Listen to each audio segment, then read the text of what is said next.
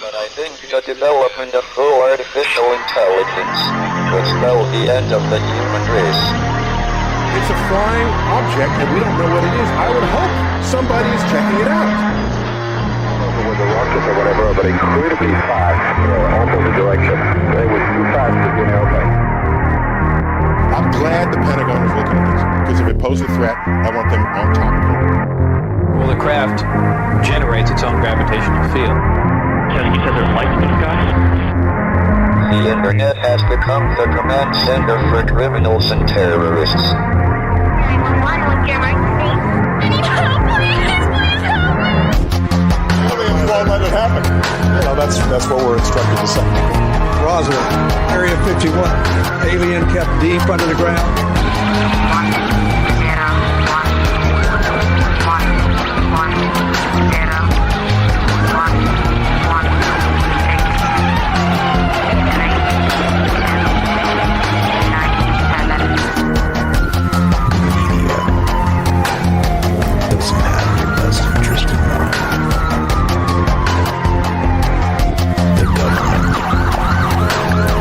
self-serving. You're here for a reason. You're listening to Troubled Minds Radio.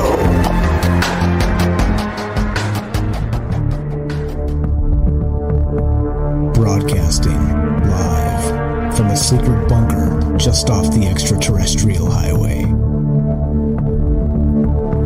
Somewhere in the desert sands outside of Las Vegas. From somewhere in space-time, loosely labeled Generation X on planet Earth.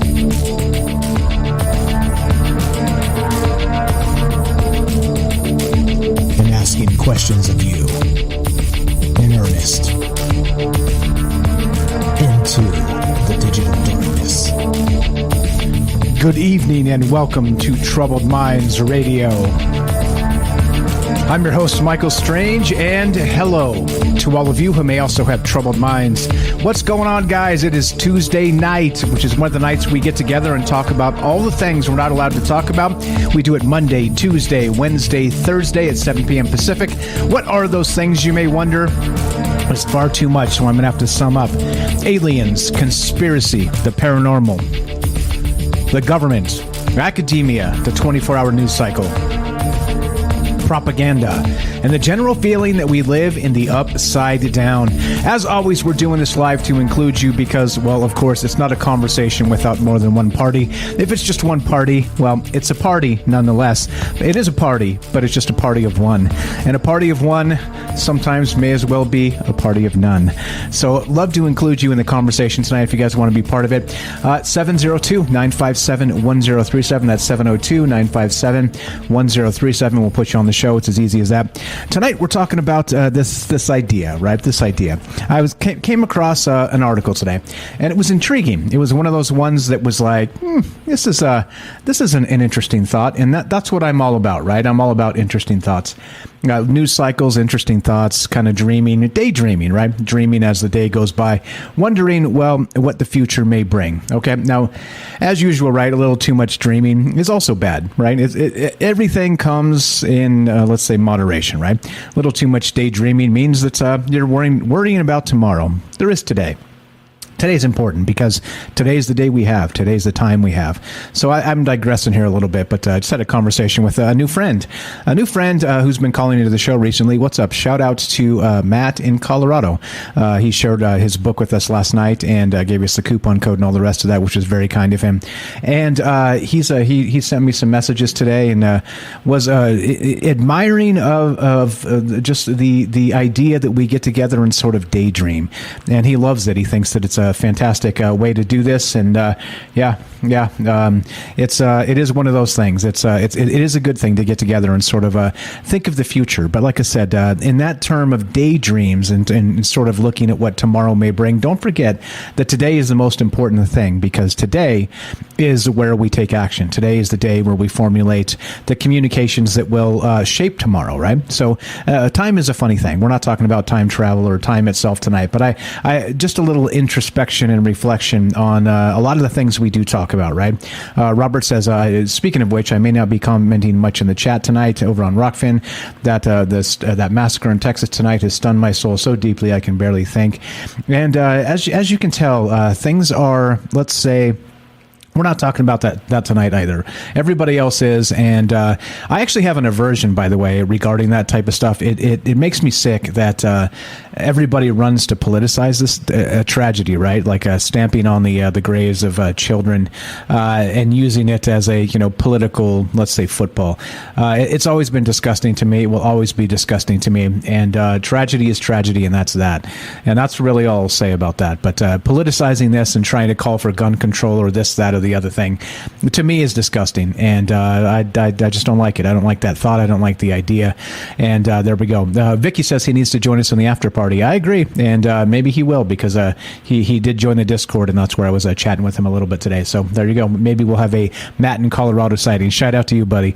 Appreciate that you appreciate us. Okay, so as usual, right? I'm a connoisseur of news cycles. No, we're not talking about the thing that everybody else is talking about tonight. We do it differently intentionally, because there are things that also need to be highlighted. They need to be discussed. And that's what Troubled Minds is about. That's what the troubled mind is. A curious mind. It's a focused mind. It is a mind cognizant of it, not just today, like I said, but also of the future and what's to come. And the focused mind doesn't get distracted in terms of whatever political football they're kicking around on a daily basis, because that's the shiny object, okay? Whether it's tragedy, whether it's emotional manipulation, whether it's whatever it happens to be, right? We're me personally, I try and be beyond those sort of what would you call them? Manipulations. I guess that's probably the best way to put it. And think about what tomorrow is anyway. So, as I said, today's the most important day, because it's the day we're in. It's the day we're living in, and this is the time space we are locked into. So let's talk. Let's do it. I was perusing the news cycle. Actually, before we get to that, we're doing a few things, okay? Look, I'm contrary to popular belief, I'm not an actual alien, but I do have tentacles, and I do have eyeballs on all my tentacles. So we're streaming in Rockfin, YouTube, DLive, and Twitter, and of course, we're broadcasting live on the Fringe FM, watching the chat in all the places, and trying to incorporate your ideas as we go from the chat into the show tonight as this discussion goes. Okay, so it is what it is. It's, like I said, a conversation is really, you need two people or more, otherwise you're just mumbling to yourself in the corner. So if you want to be part of the show, one more time, 702-957-1037. Click the Discord link at troubledminds.org, and we'll put you on the show. So there we go. I think that's that. Fringe FM, broadcasting on Fringe FM. It's a digital radio station. KTLK-DB, it's digital broadcasting is what that stands for, and they need your help. We need your help. At Fringe FM, just stay online. It is a listener-funded thing. It's no huge investors backing the thing, like so many other radio stations may or may not have. And need your help paying the bills if you could. At fringe.fm/donations. Keep the Fringe on there. Troubled Minds is on there, of course, which it goes out to TalkStream Live and the Paranormal app and all the rest of those great places. But also there's a ton of other great programming that happens on the Fringe FM 24 hours a day. So please, if you can, spare a few bucks. It would go a long way. And fringe.fm/donations. All right, let's do it. Let's get to the news cycle, right? And this is what I've been talking about and thinking about today, right? We got this article from the Epoch Times, right? And it goes a little something like this. Are we the last generation of humans?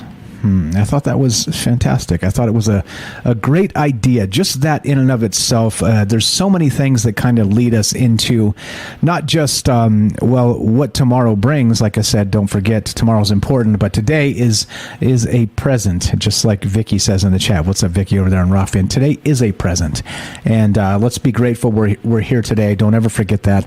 I may seem a little doom preachy tonight, but don't forget also that troubled minds is a glass half full situation. I'm not here trying to make everybody believe the end is nigh, because I don't believe it is myself. Just to preface that and throw it out there on what we're talking about. This is not doom preaching, so please don't sell your belongings and donate everything to the church, whatever that church happens to be. Please don't do that. We have tomorrow, God willing. Okay, so here we go. Back to the epoch times, right? It's I like to say epoch, but it's epoch, EPOCH, epoch times. Here we go. Are you still human? This is a commentary from an individual by the name of James Gorey, and it's pretty well written. Listen to this. In the near future, are you still human? In the near future, such a question may become very relevant. According to Yuval Noah Harari, an Israeli historian and the best-selling author of *Sapiens: A Brief History of Humankind*, and *Homo Deus: A Brief History of Tomorrow*, and other books, your being merely human will one day become a big problem. As an exclusively biological-based life form, humans may be on the verge of becoming totally useless to society, unable to adapt to the post-human world that's soon to be brought about. And that's where we start. Let's begin there, because there's a lot to think about. Because again, right, we talk about what human is, and we talk about consciousness, and we talk about the transhumanist movement and things like this, right? And in some ways, there's, let's say it's complicated, because you talk about things like Neuralink, and you talk about things like any sort of this transhumanist future that's coming. For sure, it's coming, right? I mean, Neuralink in one sense of like actually using some sort of neural brain interface to, let's say, bring people out of comas, or let's say, help people that are paralyzed, right? Things like this, right? Because you're able to kind of interface directly with the brain, and some of the damaged parts you're able to manipulate or help or change, or right? And that's good. It can be a very, very good thing. So please don't get me wrong on this, all right? I get it that to every bit of technology, past, present, future, there's always a fine line to walk, a dual-edged sword, meaning that it could be good and it could be very bad. And it just depends, per usual, on how we use it as a tool, as human beings, right? And back to that definition of what a human being is. Once you put a Neuralink in, right, they're saying that there's going to have some sort of maybe Bluetooth mechanism, I don't know, like a smart watch sort of thing that kind of connects to your Neuralink and then connects to the internet. And you're going to be able to do all kinds of things, right? It's going to be a direct brain interface. You're going to be able to maybe send text messages without even typing. You just think them, you press the button on the watch or whatever, and then you think it, and then you send it to whoever you were thinking about sending it to, and it's like, boop, and there it goes out into the ether, right? So there's that, okay, which suddenly becomes... let's say just a small advantage like that, being able to think out a message without typing, saves time. Okay, just clearly and simply back to what I was talking about, time, thinking about the future, thinking about the past, thinking about the present, right? Time's an important thing. Time, as in the commercials there, is in many cases more valuable than currency, than money, right? Because we only have so much time. We do. It's as simple as that. We're humans. We're locked into this human, let's say, experience, and time is valuable. Time is incredibly valuable, because once it's gone, you can't get it back, right? So there's that. All right. Number two, once we have this Neuralink, or whatever's going to happen in the next phase of this, let's say, transhumanist movement, what becomes the next thing? Is it robotic arms or legs or these types of things? Or again, let's say that we have our own robot pets, like we talked about, the Project Optimus done by Elon Musk, right? Suddenly, we no longer need humans to perform menial functions, okay? Pretty soon it's going to happen. Or the humans that can perform these things are doing it with advanced, let's say, cybernetic implants, let's say big buffy robot arms or something, right? So, I mean, which I wouldn't mind big buffy robot arms myself. Colossus, anybody from the X-Men? But okay, so not only that, right? So this starts to get super weird because, right, once you start implanting things in people's brains or adding cybernetic arms or legs or this, that, or the other thing, the question becomes, when does a human being stop becoming a human, definition-wise, okay? And that right there, in and of itself, is fascinating to me because, well, we've got some examples here of why this, again, the last human generation, where I realize it's hyperbolic, it's very sort of intentionally antagonistic. It's not the end of the world, okay? But it may be, in, let's say, specific terms, it may actually be the last human generation that is completely and naturally organic. Okay, so not only do we have, again, a Neuralink coming up and the rest of this stuff, and who knows what kind of cybernetics are going to be able to get plugged into people, but then we also have this other thing, which is, of course, I can't remember. I lost my train of thought. Okay, anyway, so I got a few questions for you tonight, all right? The last human generation, okay? Now, what does that mean? Do you think that we're close to this? And that this is part of why I want to talk about this. I want to get your thoughts. So the first question is regarding the human generations and the definition of being human, okay? Is it, well, close? Is it within our lifetime? And I'm calling this Operation Z because, interestingly, we have, we're in the heyday of Generation Z, right? And wouldn't you know it, we'll get to that a little later, the generations. But okay, so, and there's a lot of weirdness with Z going on, right? With not just the actual Generation Z, but also the Ukraine conflict in Russia with the Z's painted on their tanks and on their Jeeps and things like this, right? There's like this Z in the zeitgeist that's kind of like, and I don't know what to make of it, but, well, yeah, we'll get to useless eaters and the rest of that. But anyway, so a few things, right? Number one, how do you define human? Meaning that once you get a cybernetic Neuralink implant or something like this, or let's say one robotic arm, are you human anymore? Or let's say you get two robotic arms. Let's say, you're deemed 18% cyborg or whatever. Is that still human? And what we're talking about now is not just humans in terms of, again, the old school organics, that old school, but let's say a new school of human, a new definition, and that is what the last human generation is about. The definition, the very definition of what human may or may not be. And that's the question. So number one, right? How do you define human? Once you do get Neuralink and a robotic arm, do you think that's not human anymore? Or do you think it's partially human, right? That starts to become a concern. Number two, how close do you think we are to actually the last full human generation? All right. And like I said, I hyperbolic a little bit. I'm not a doom preacher. I don't think the end is nigh, please. I got the fire behind me because it's a little bit of a joke, tongue in cheek. Okay. Please, glass half full.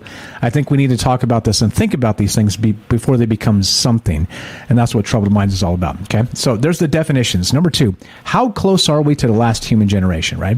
And number three, do you think any of this matters? Do you think this is all just sort of one of those situations where, it's on a conspiracy radio show by dark of night?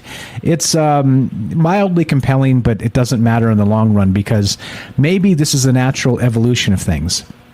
First, we become biological, sentient, and then we become, let's say, transhuman. We become, let's say, cyborg sentient, and then eventually, of course, what's the next step? And the next step, we become, let's say, entirely machines and just transfer our consciousness to those machines. So do you think that the definitions here that I'm talking about, do you think they matter? Do you think, again, back to the old, you can say, oh, I'm a pure blood human, I don't have any sort of cybernetic implant in me, you know what I mean? Can you do something like that? And does that matter?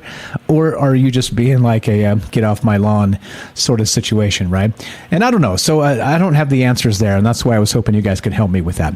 But okay, so back to this article, right? Those are the few questions as we begin tonight, okay? And there's a lot more to this, so there's a lot of questions that are also going to come up. But if you want to be part of the show, love to hear your thoughts at 702-957-1037. That's 702-957-1037. We'll put you on the show. It's as simple as that. Now, back to this, right? Now, this individual, he goes by the name of Yuval Noah Harari. Again, an Israeli historian and best-selling author, and he's got some interesting things to say. And I've got some connections to last night's show. If you guys were listening, we were talking about the death of the gods, and we were talking about it more in terms of, the God Butcher from the Marvel Universe, right? That was just introduced minutes before the show went live last night, which is an odd synchronicity, let's say.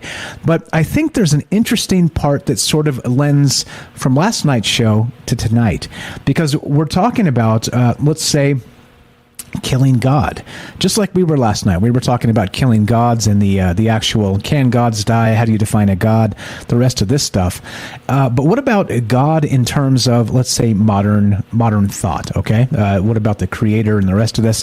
Listen to this. This is this individual again. His name is, real quick, Yuval Noah Harari. Okay, and he's the guy who's talking about this last generation of humans. Listen to what he says regarding God itself. I thought this was pretty fascinating. You have a lovely passage where you say, looking at the world today, God seems to be making a comeback, but this is a mirage. God is dead. It just takes a while to get rid of the body. Right?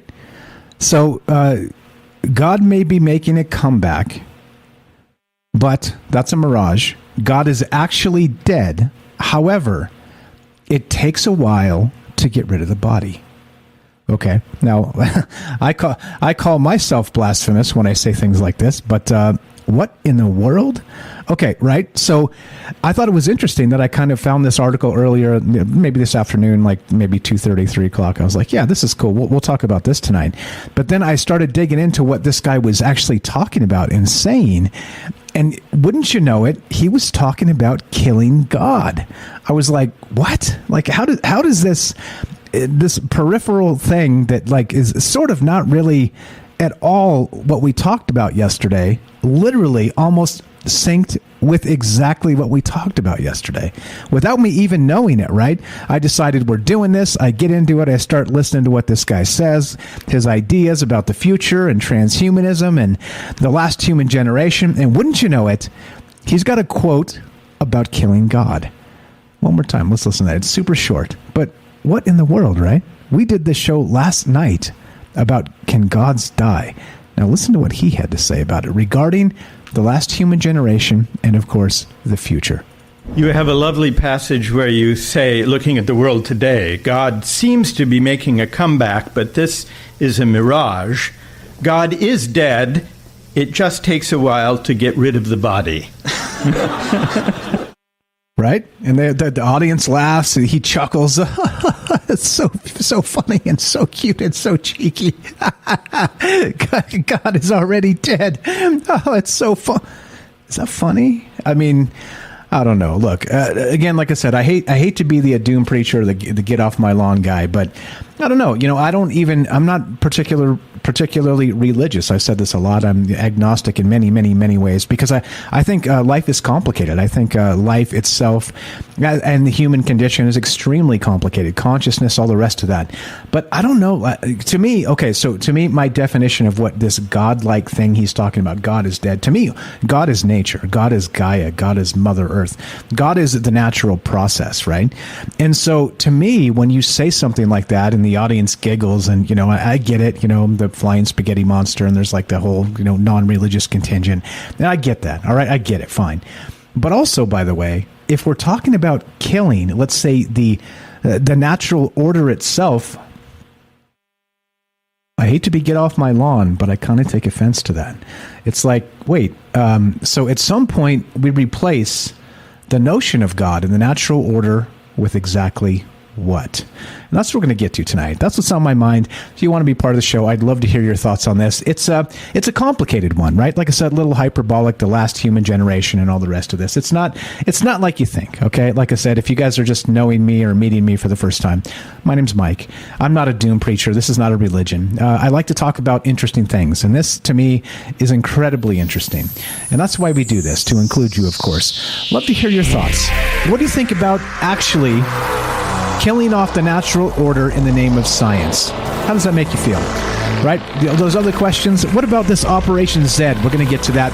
And do you think we're anywhere close to the last human generation? 702-957-1037. That's 702-957-1037. This is Troubled Minds. I'm Michael Strange. Don't go anywhere. More? The last human generation, Operation Z, and your calls when we return. Be right back.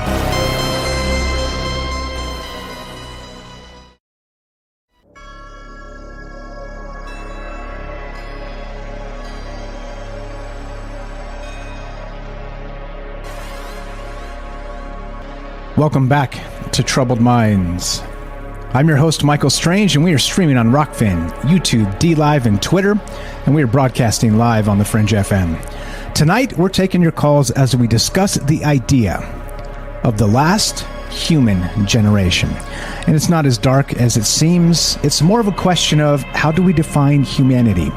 Once we all have Neuralinks and maybe the cybernetic arms and legs, is there a, let's say a slippery slope of definitions in what a human being actually becomes? And that's what's on my mind tonight. Not the end of times, not the end of days, not like it seems, but how do you define a human? And at some point, are we kind of barreling closer, ever closer to the last actual human generation based on those definitions? That's what we're talking about tonight. Like I said, sorry, Robert, if you're out there listening. I get it. There are brutal times and worth talking about, worth thinking about. And the only reason I said that, I said this during the break. I just want to reiterate that I was just on Twitter. You know, I watch Twitter pretty close as part of the news cycle stuff. People sharing ideas and whatnot over there, and links and things. And I couldn't do it. After all the terrible stuff that went down. What is this? Why am I hearing something? What's going on here? Daryl, please mute. Okay, good. All right. So look, so meaning that so many people were just jumping on this tragedy, right? This just dozen, like more than a dozen kids murdered, and and this is what I'm saying. It makes me ill when I see like people calling for political agendas based on tragedy. Like I said, let's let tragedy be a tragic thing and mourn the tragedy for at least a little while, right? I don't know. That's just the way I see it. I just can't stand everybody kind of tap dancing on the graves of children, fresh graves, not even graves yet, bodies, and making it political. Again, if I'm wrong on that, fine. Maybe you think strike while the iron's hot and get your agenda done, but come on now. A tragedy is a tragedy. And that's all I'm going to say about that. We're not talking about that tonight, okay? But it does. I'm not inhuman, and I don't not feel this. I feel this. I get it. And it sucks. But let the tragedy be a tragedy for a moment. Let's grieve and let's mourn. And let's heal and not politicize things. That's all I'm trying to say. Anyway, that's enough about that. Let's back to this, right? I'm calling it Operation Z tonight, the last human generation, because, of course, how do you define humans in a sort of post-human, transhuman future, right? How do you define it? So we're going to go to your calls at 702-957-1037. Click the Discord link at troubledminds.org. Let's go to Joe in Florida. What's up, my friend? Welcome to Troubled Minds. How are you tonight? Not too bad. I didn't get up early, so I figured let me give you a call. It's a good subject as usual. But I thought about that this weekend, actually, because I was reading something about doing some gene editing on mice that they thought would make the mice more docile. And the mice were not more docile. They were actually more aggressive. And then you think about the mosquitoes and all of that. You can think about what defines us. It's a tough definition because, like, if you look at RoboCop, right? Let's just take a movie, RoboCop. He still tried to keep his humanity. it's been, Don or somebody said it in the chat, if you could still have that humanity, whether it's a soul or not, it's a different question, but if you could have what defines humanity, maybe some kindness. From a funeral director standpoint, it was always been said you could tell how a society acts by the way they review their dead. So those things, okay, memorialization, are those the markers? Or are we quickly running off to soil and Greenland? What's the definition? I mean, in my mind, part of me says we should leave the natural order alone. But at the same time, part of me says that if my kid's got Crohn's and he's going to pass that gene on to somebody, then wouldn't it be my responsibility if the technology was available to correct that? Right? To make a better person. I mean, we all say that, to make a better future, to make a better tomorrow, and then we see movies where that's quite the opposite. A good example that just pops in my head is Wrath of Khan. Khan was a product of the eugenics wars. They called it in Star Trek lore. Was he human? Did he have emotion? He was a madman in the movie. It's a slippery slope. I think we're all agreeing, and I think that's what you're alluding to. It's a slippery slope, and the best evidence, I should post the article, the best evidence that I had this past week, I don't know if you read it. There was a couple of articles that I should have sent them to you, but I didn't. I was just being lazy. But the one article on the rats that was out for mice 4 days ago, it was CRISPR gene edited. Again, they thought the mice were going to be docile, and the mice were not. So that was a result that they did not expect with whatever algorithms or computers they used. And that's fact. I mean, it's a medical journal fact. Going on that with our guessing and theories or hypotheses or whatever, we would probably make a lot of mistakes before we got there. I mean, do we want to make a super soldier that's we bred out any type, God forbid, we're talking about this tonight, but any type of emotion? What would be their purpose when they come back? From a conflict. For all intents and purposes, we could be speeding up to clones. So I think we're maybe the last kind of heirloom generation. I kind of think so. Because the technology is going to be there. But once again, when science goes barreling in, ahead of ethics, we don't know what the outcome is going to be, if that makes any type of sense. Yeah, I think that's a good way to put it, Joe. Let's say the last heirloom generation, and whatever that means, right? As always, everything changes. Like Elon Musk has said that we're already part cyborg, in that we don't try and find answers for ourselves anymore. We just pick up the phone and type in the thing, and we get our answer from wherever we got it from, right? And so it's sort of becoming part of our psyche, right? This idea that we've always got the database of human knowledge attached to our hip, and unfortunately, we've talked about this a lot.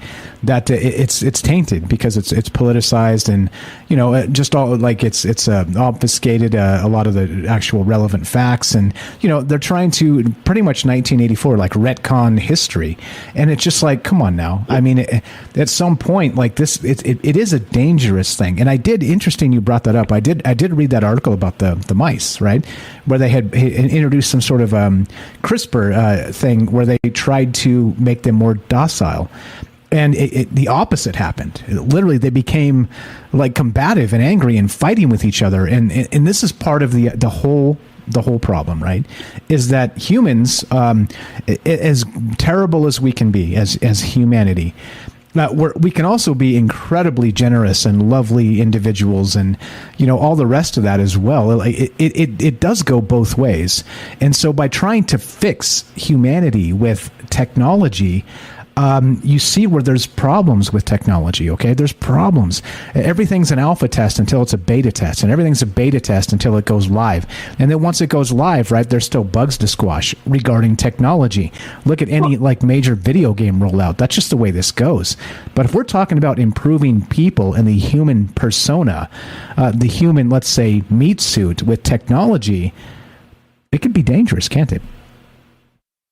Well, it totally did. I mean, while you're saying that, what's popping into my head is again, God forbid that we talk about this tonight and what's going on in this country, but not that we should blame, not that I'm blaming anything in particular, but mental illness, I'm sure, has got to do with a lot of what's going on and things that we also don't see.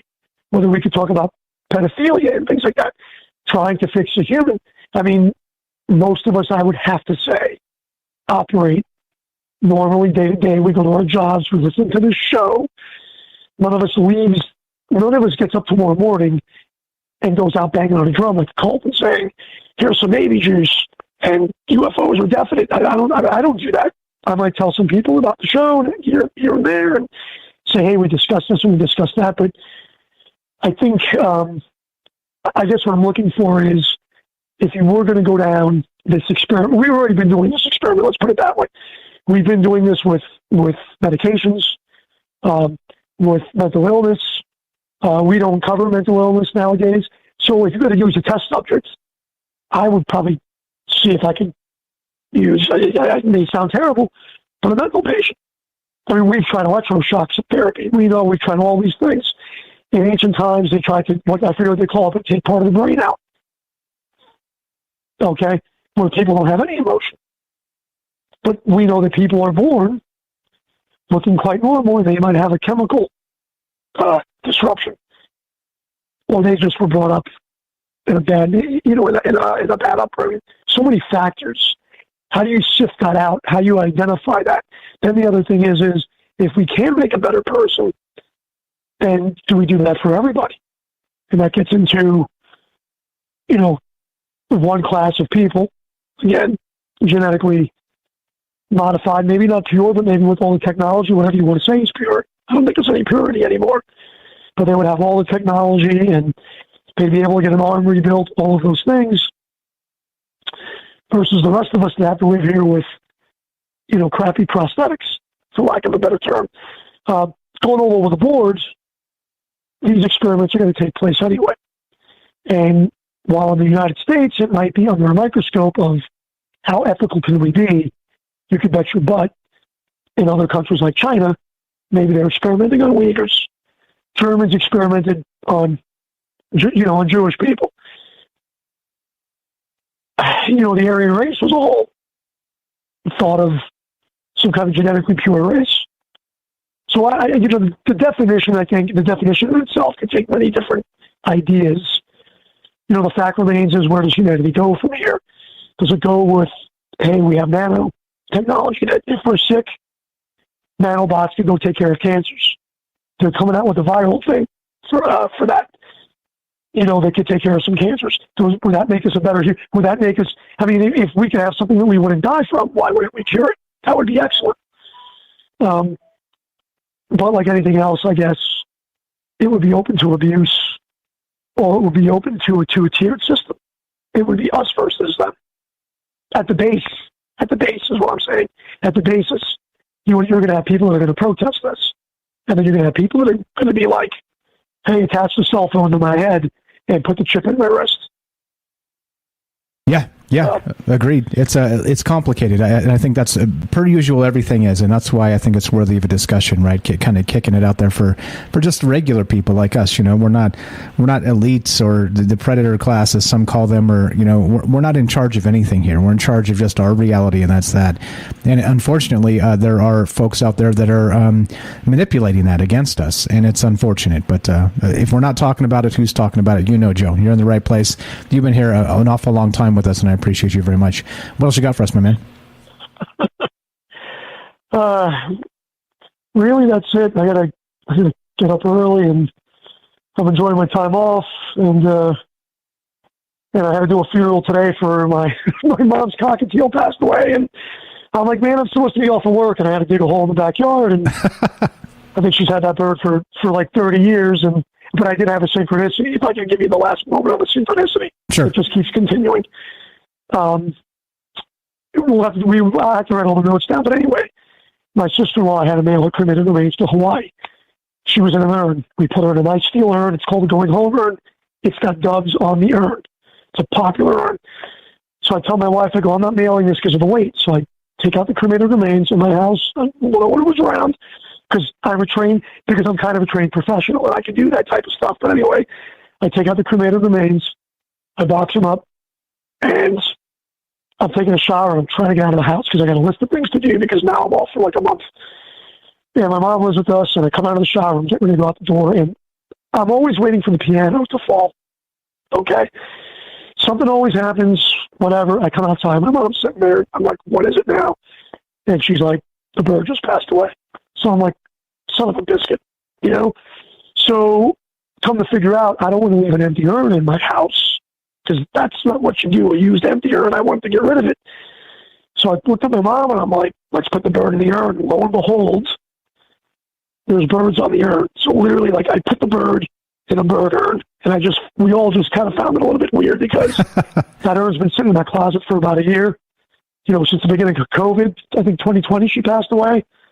And that night that she passed away, you did a show in Hawaii and the Ghost Walkers. I remember that. I remember that too. It was totally eerie. All points lead to Hawaii right now. But the bird, I wanted to get rid of that urn, and look, I had use for the urn today. Nice. One of the cockatiels that we've got. Nice. Sorry for your loss. Thanks for sharing the sink there because I think there's something to it. You're the best, Joe. I appreciate you very much. Thanks for the phone call. God bless you and the fam. Enjoy the rest of your time off and good luck with your new job, bro. Good night, man. Maybe I'll call you guys tomorrow. We'll see how tired I am. Right on. Have a great one. God willing, we'll see you tomorrow. Appreciate the phone call. 702-957-1037. We're talking about the last human generation, and not in those terms. What about how do you define a human? What about transhumanism? What if you have a Neuralink and two, let's say, cybernetic arms and maybe a cybernetic leg? Does the definition of human change? And if it does, that's what we're talking about. I think Joe has it right. Probably the last heirloom generation is probably the way to put it. Whatever the hell that means. 702-957-1037. Let's go to Matt in Colorado. What's up, my friend? Welcome to Troubled Minds. Go right ahead. Yeah, hey, appreciate the shout out. I get all worked up when I hear about transhumanism. Okay, go right ahead. Yeah, I get all worked up. Something in my gut I just cannot stand this stuff. And you might recall I had my degree in computer science. I've written artificial intelligence programming. So there's that aspect of my mind and my life that you might think I like that kind of stuff or in favor of it, and I just can't stand it. And I think it's almost a cosmic battle between consciousness versus transhumanism movement. And, with the Neuralink, and I can't help but wonder if there's not like an agenda.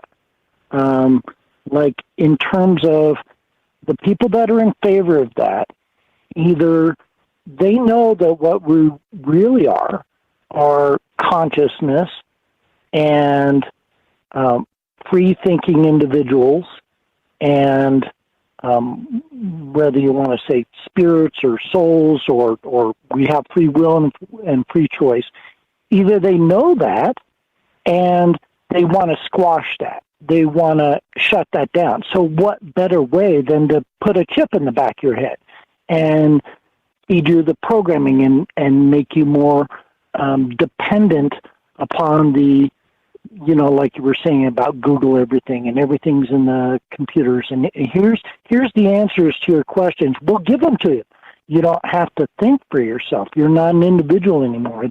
It's just almost like the ultimate of mind control. And it's not as if they don't have enough ways they do the mind control with, the corporate media and things like that already, okay, to where they're influencing what people think and how they perceive reality and what they think is important and what they should think about that. Like, don't think for yourself. Let us tell you the conclusion. Let us interpret it for you, right? So that's possibility number one. They know that we have consciousness, and they want to squash it. Possibility number two, these type of people don't know, and they think that that humans are just their brains, they're kind of robots, and that they don't have consciousness in terms of something beyond being what people typically think about as being a human, and therefore it's almost like they're not doing it on purpose. They just think this is the highest evolution of people. Of humans. They think they're taking us to the next level. They think they're making us better because they don't realize we've already got something beyond that. Yeah, I think that's part of it too. Is it's a sort of a step in and say, look, humanity isn't good enough. Here's what we can do for you, right? Like it's sort of like we're brokering for the future of humanity here. And in many cases, we're not even allowed to have our own opinions, right? Again, you see like just the polarization of just the world anymore. Like you have an opposite opinion, an opposing opinion, or God forbid, an opinion that's not either binary this or that, then you're the enemy, right? It's like, hey, look, the world's either going this way or it's going that way. You got some nuance and you want to talk about this, you're the problem, right? It's like, I'm not so sure this is the case, but go ahead, go right ahead. Exactly. Yeah. If you want to think for yourself, you're a problem. These are the people that, quote they, capital T, people talk about. You're the type of person they want to shut down, they want to control, they want to influence, they want to manipulate, they want to control your mind, control your opinion. And so it's, that's just, oh man, that in the pit of my stomach, I detest this whole transhumanism movement. You were talking about, okay, so technology in general. Oh, yeah, technology can be used for good. It can be a tool. And, we see tons of evidence for that. But then also, technology can also be perverted. And it can be used for not good means, simplest example, nuclear energy.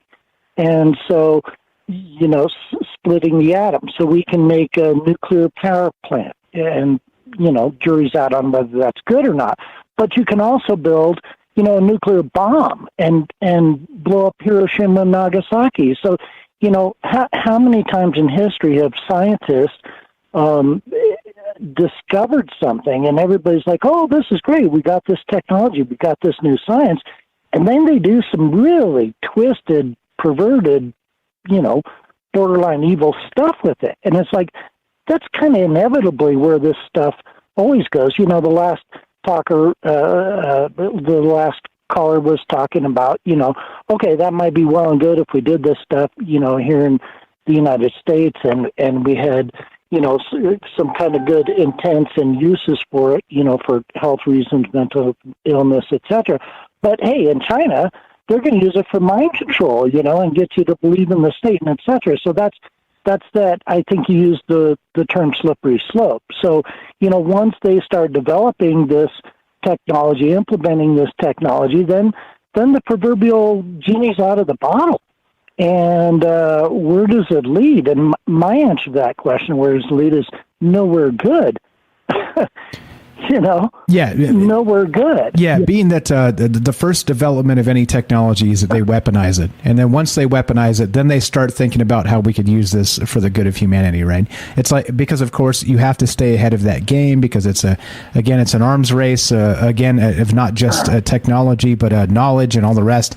I mean, it's complicated, and I get it. We're going to get into more of that tonight as we go and talk about exactly the rest of this. We're out of time, my friend.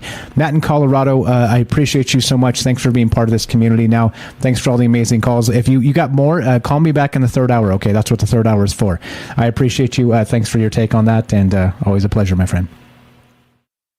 Yeah, I do have more, and I'll call back in the third hour. Thanks a lot. Sounds good. Talk to you soon. Have a fantastic night. That's Matt in Colorado, a good friend of the show's now, and always has a great take on everything. I see you there, Daryl. Hang tight. We're going to get to you as soon as we take a break here.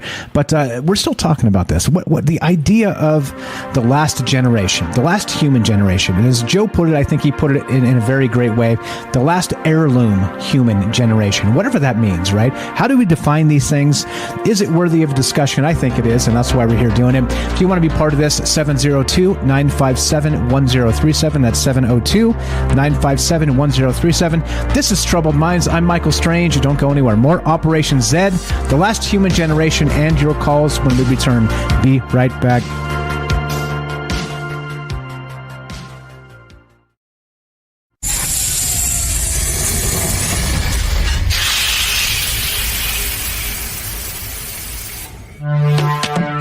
We are talking about the alien abduction phenomenon.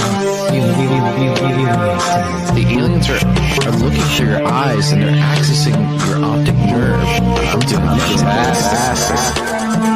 And through that optic nerve, they're transferring to your brain. People are random images as they traverse neurons in the brain. All right, so maybe, and they also feel them planting or receiving memories or ideas or images.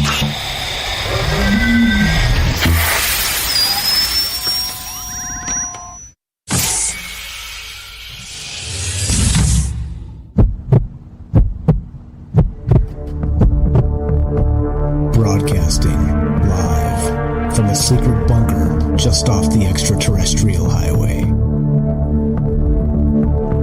Somewhere in the desert sands outside of Las Vegas. From somewhere in space-time, loosely labeled Generation X on planet Earth.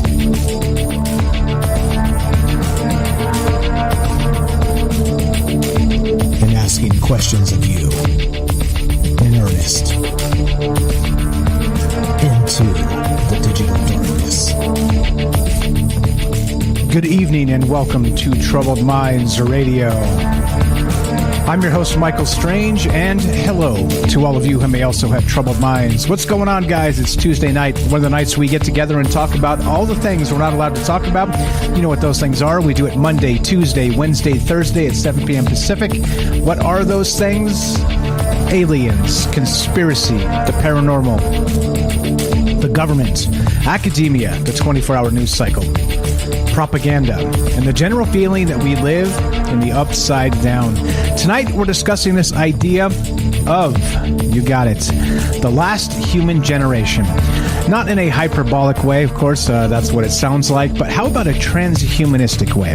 What about, as Joe in Florida said, we were taking phone calls, of course, and we're still taking your calls, but Joe said in the last hour, hey, look, maybe we're talking about the last human heirloom generation, meaning let's say Neuralinks, meaning, let's say robotic limbs or whatnot, cybernetic this, that, the other thing. What happens when we are no longer human by definition? What does that mean? What does it mean for not just the, let's say, the current day, but what about for the future? Are these definitions even important? And I think that's why we have a discussion here. That's why we have a conversation. Love to hear your thoughts on this. And the reason I'm bringing this up tonight is because there's this article that came out on the Epic Times today, and the headline is perfect. It says, "Are we the last generation of humans?" And a historian says genetically modifying and controlling all human beings is a necessity and is coming soon. All right. So we'll get to that in just a sec here. If you want to be part of the discussion, 702-957-1037. That's 702-957-1037. We'll put you on the show. And so the individual in question here is Yuval Noah Harari. Okay. We're going to get to some clips of him in just a sec. Before we do all the things we got to do real quick, we're streaming, of course, on Rockfin, YouTube, DLive, and Twitter. And we're broadcasting live on the Fringe FM and taking your calls. Again, troubledminds.org. Click the Discord link or give us a call, 702-957-1037. Regarding the Fringe FM, that is a digital radio station. 24-hour programming. It's completely free, but from time to time, it is listener supported. So if you enjoy the Fringe and got a few bucks to spend, appreciate that if you can go to fringe.fm/donations. All right, so let's do this. Now, back to this Operation Z. I'm calling it that because Operation Z means Z, just Z, right? It's phonetic Z. And we're in Generation Z, okay? And think in terms of what the generations are, right? We've got I got the list here real quick. I see you, Daryl. We're going to get you in just a sec. I want to point this out that this is we had the of course 46 to 64 was the baby boomers. We got late 90s to 2010s. That's that's Gen Z and Centennials. They say. Of course, the 80s and 90s were Millennials or Generation Y. 65 to 79, 13ers or Generation X, okay? All that. But what do you think the next generation is called? Because Generation Z, of course, is what we're talking about. And they're actually, it's the last letter of the alphabet, okay? So what do you think the next thing is? What are they calling the next generation? Check this out. It's actually called, wouldn't you know it, Generation Alpha. Generation Alpha. So after Gen Z, we've got a Generation Alpha. And you see what I'm saying? Like it's almost like they're locked into something here. And maybe they don't know it, but I'm picking up on it. It's like alpha, right? I don't think I need to describe the esoteric implications here, but it seems like once you go from Generation Z to a new beginning, Generation Alpha becomes something else entirely. All right, and so we're talking about transhumanism in these terms. Now, listen, we talked about killing gods last night. Look what we're talking about tonight. Just a couple quick clips, Daryl, just to get us back on track, and we'll go to Daryl in New York. Listen to this. You have a lovely passage where you say, looking at the world today, God seems to be making a comeback, but this is a mirage. God is dead. It just takes a while to get rid of the body. Okay, funny, not funny. Listen to this. It gets even worse in these sort of let's say. How would you say it? The hubris of humans is just unbelievable. Listen to this. Let's see. How about this one? This will get you pissed off. Throughout history, death was kind of the great equalizer. I mean, the poor people always told themselves, say in the Middle Ages, yes, now these rich people, they have all the good things in life, but they will die in the end, at least that. Just think what it means to be a poor person in a world when you die, but the rich continue to live young and beautiful forever. I mean, it's a cause for a lot of anger. Yeah. All right. And that's who we're talking about. This individual tonight, this article from the Epoch Times, Are We the Last Generation of Humans? And the individual, Yuval Noah Harari is his name. And he's a historian. And he's written some books regarding a transhumanist future. And listen to the way he speaks. All right. There's a couple examples. We'll do some more, but let's not make Daryl waiting longer. Love to hear your thoughts on this as we go. What about the last human generation? How do you define it? And what does this mean for the future? 702-957-1037. Thanks for being patient with me, Daryl. Sorry about the technical issues. Go right ahead. You're on Troubled Minds. How are you tonight? Hi, Michael. Great show. Great topic. Very good calls. I loved everybody's calls so far. I'm probably just going to kind of tip the top off what they were talking about. I think we're maybe 2 generations away from extinction as far as an heirloom human, using that term. Male sperm counts have gone down 10% every 10 years, something like that. I don't know exactly the exact percentage, but 1 out of 4 guys supposedly is shooting blanks. We keep modifying people. I think, maybe their goal is immortality, but who's going to be immortal if they can make the technology work? It's going to be the very rich people. The poor people are going to die off, and we're going to be pissed. How do you get that good technology, to stay alive forever? But I think the trade-off will be, how can we procreate? We've already modified ourselves so much, we've damaged our genetics. So, but they're going to have clones or CRISPR babies, test tube babies. Anyone could probably make a baby. You don't have to be a man or a woman. You don't have to give birth anymore. You could just put them in a test tube and pick out whatever you want, pick out whatever traits you want. I don't think we're going to have sex anymore. I think they're going to have to dull down the male sex drive even. What a male is going to do? They're not going to have a sex drive. I think they're going to have to tweak that out of us, so that we won't have any desire to have an heirloom baby. Of course, there's going to be exceptions because there's always endemic people that are not going to be, affected by what the modern world does, that are still living the way they've lived for many years. Maybe the Amish won't have any problems, or, certain people, that are living, endemic to their land, that are not affected by modern world. They're going to be probably the future of humanity, pretty much, or the heirloom humans, I think how many people are going to be able to get pregnant in the future? We don't know the future. We've done a lot of experimenting on people without knowing the long-term effects. How soon are we going to know that the birth rates are going to drop dramatically? That people are just not going to be, we're not going to have a balance of people that die and people that are born. And how dramatic is that going to be? Who's going to be doing the service jobs? I mean, there's a lot of things that are very unsure of. We're very unsure of. But even the way we're planting our foods, I mean, we're genetically modifying even our nourishment. So how is that going to impact future humans? We don't know. These things have consequences, and I feel very sad for humanity in a way. I think it's not too late to change, of course, and I have hope that, we're going to smarten up and put a stop to all this manipulation, at whose expense. But, what if you can live forever, or however long is forever, if they could, of course they could do good and bad. If they could eradicate disease, eradicate cancer, eradicate the reasons we die young, and extend our lifespans. I don't know how long they could expand them for. Maybe back to biblical times where you lived to 900, But the people that lived to 900, were they constantly having babies? I'm wondering, what would Social Security be like if you have, like boomers that live till 900? What's the retirement age for that? Yeah, Daryl. Hey, Daryl, hold on, hang tight, real sec, or just 1 sec. Your phone line's cutting out, so let me buy you a second or two to get that back. Look, and you're making up you're bringing up a ton of points here, bringing up a ton of great points, because it is right. At some point, that the term heirloom baby, we're bringing up some interesting thoughts here, in that and I think it's interesting that you got to be careful about the way you speak about this, because this is not eugenics. This is not right. People are quick to that don't like what I'm doing, to use this as, oh, look, these guys don't want this or that or the other thing, right? They'll come at you and attack you for misspeaking or right. not being perfect.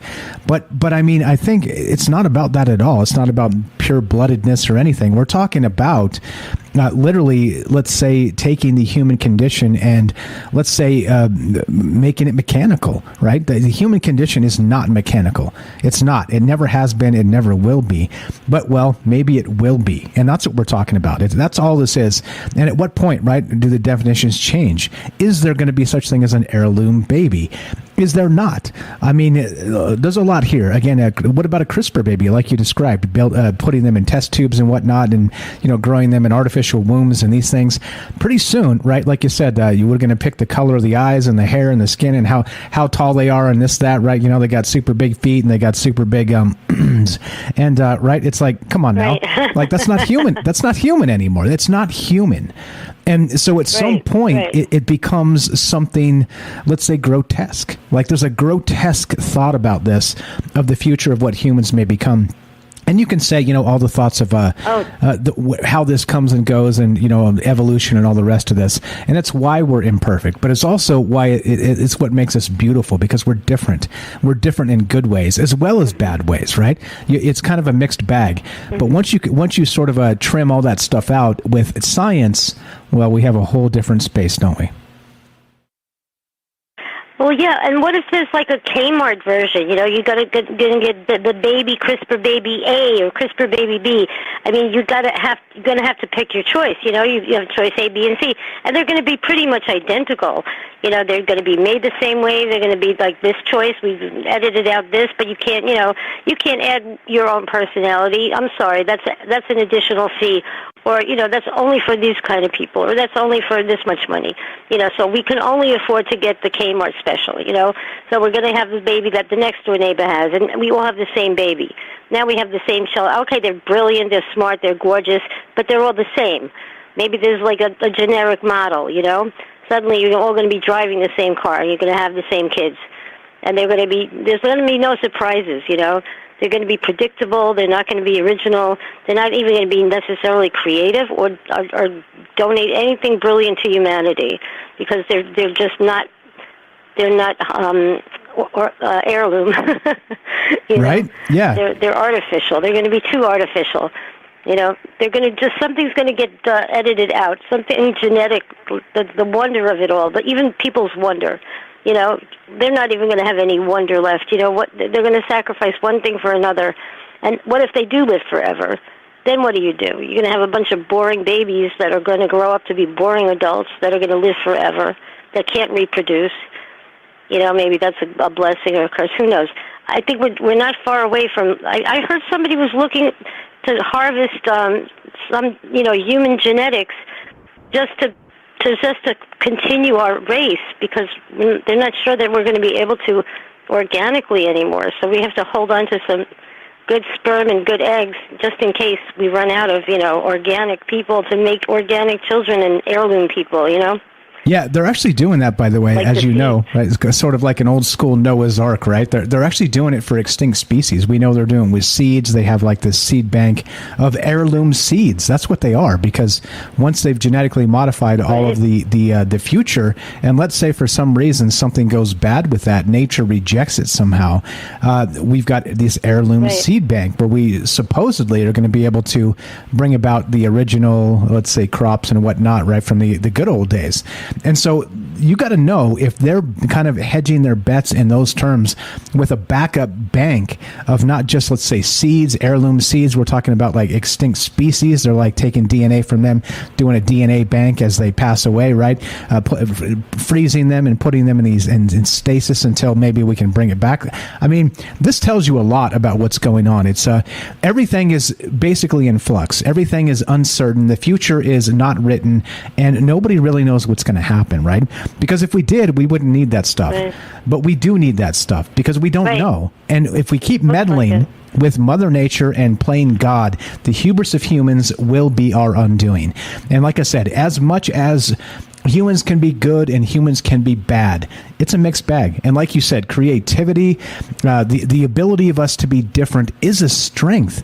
I mean it. Like literally, diversity is a strength. And I mean that. Not politically, not all the garbage they try and feed us regarding that type of stuff, making up angles about who you can bully and who you can't. No, diversity, period, is a strength. We're supposed to be different. We're supposed to think differently. And you had a fantastic point. Hey, imagine like let's say 100 years from now, Daryl. Let's say on Black Friday, they've got a baby kit, right? Where it's highly discounted because it's normally unaffordable. But on a Black Friday, they've got a pallet of these baby kits, and would-be parents, would-be test tube parents are like barreling into these places in their like, I don't know, sky shoes and beating each other up for an affordable Uber baby. I mean, like the future, like in these terms, it seems sick. That seems sick, but you're right. There's going to be, again, budget designer babies for the people that can afford it. It's going to be like, hey, honey, here's the thing. We can have a baby. It's going to cost us this much, but we can only choose the hair color, but not the eye color because we can't afford that. You know what I mean? Right. It's like, I mean, this is the future we're looking at. There's been some damaged batch. They're on clearance, damaged batch. So they might have a few birth defects. We didn't anticipate. Okay, maybe they're going to be a little slow or they're dyslexic, but that's okay. That's okay. They're still beautiful. They're still attractive, or something like that. Or this damage. They were geniuses, but we forgot the looks part. We messed that up. Whatever. There's going to be some kind of a markdown for some broken packages. This one's been opened already.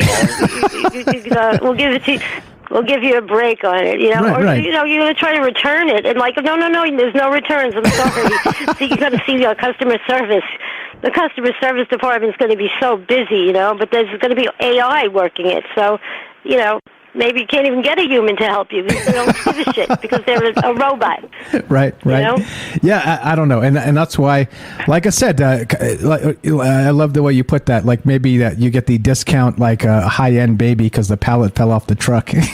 So it's like right. You get this off a truck. The black market babies, the really the black market seeds, and they told me I was going to get a CRISPR baby. I got a test tube. I don't know. I got a throwback from 1925. I don't know.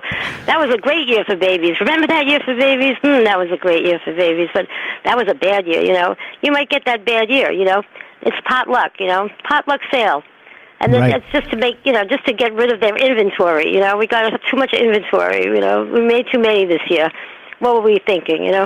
Exactly. We have to get rid of these.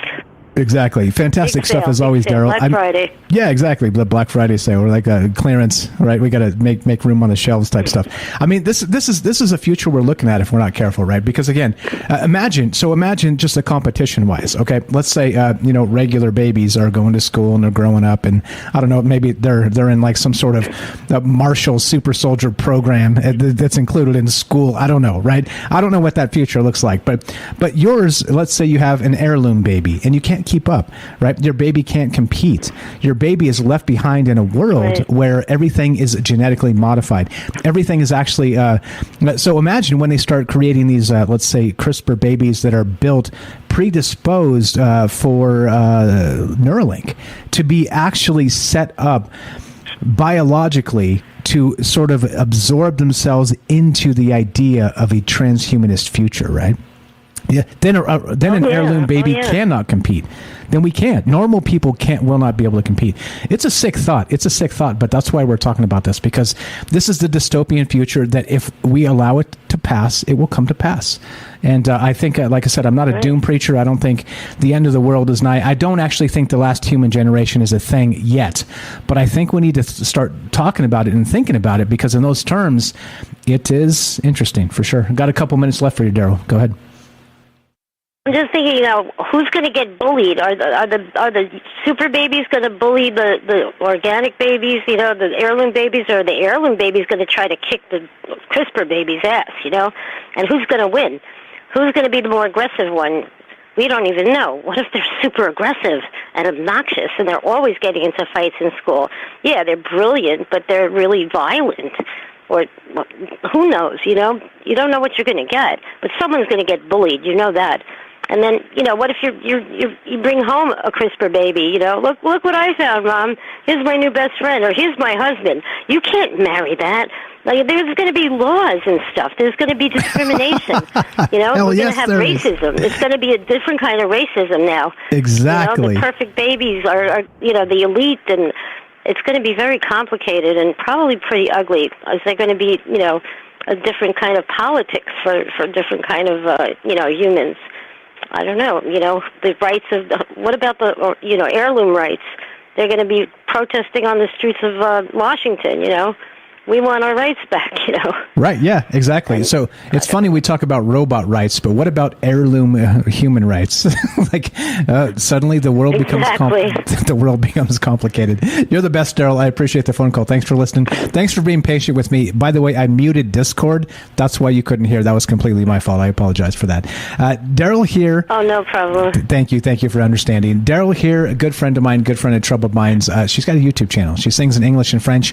She did a rendition of Radiohead High and Dry.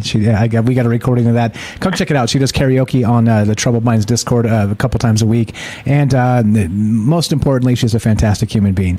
Thanks for being here, Daryl. Thanks for the phone call. Please give her a follow. Links in the description down below. It says follow Daryl here. Thanks a lot. Have a great night.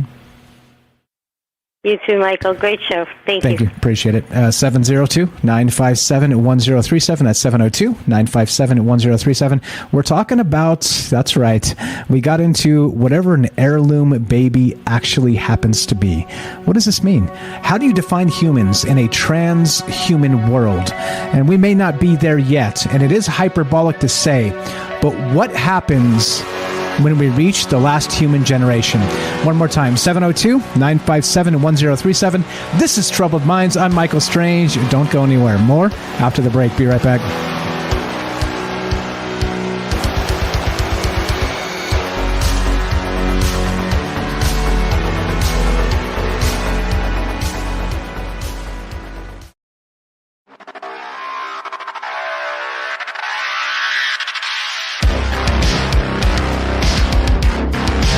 Welcome back to Troubled Minds. I'm your host, Michael Strange, and we're streaming on Rockfin, YouTube, DLive, and Twitter, and we are broadcasting live on the Fringe FM.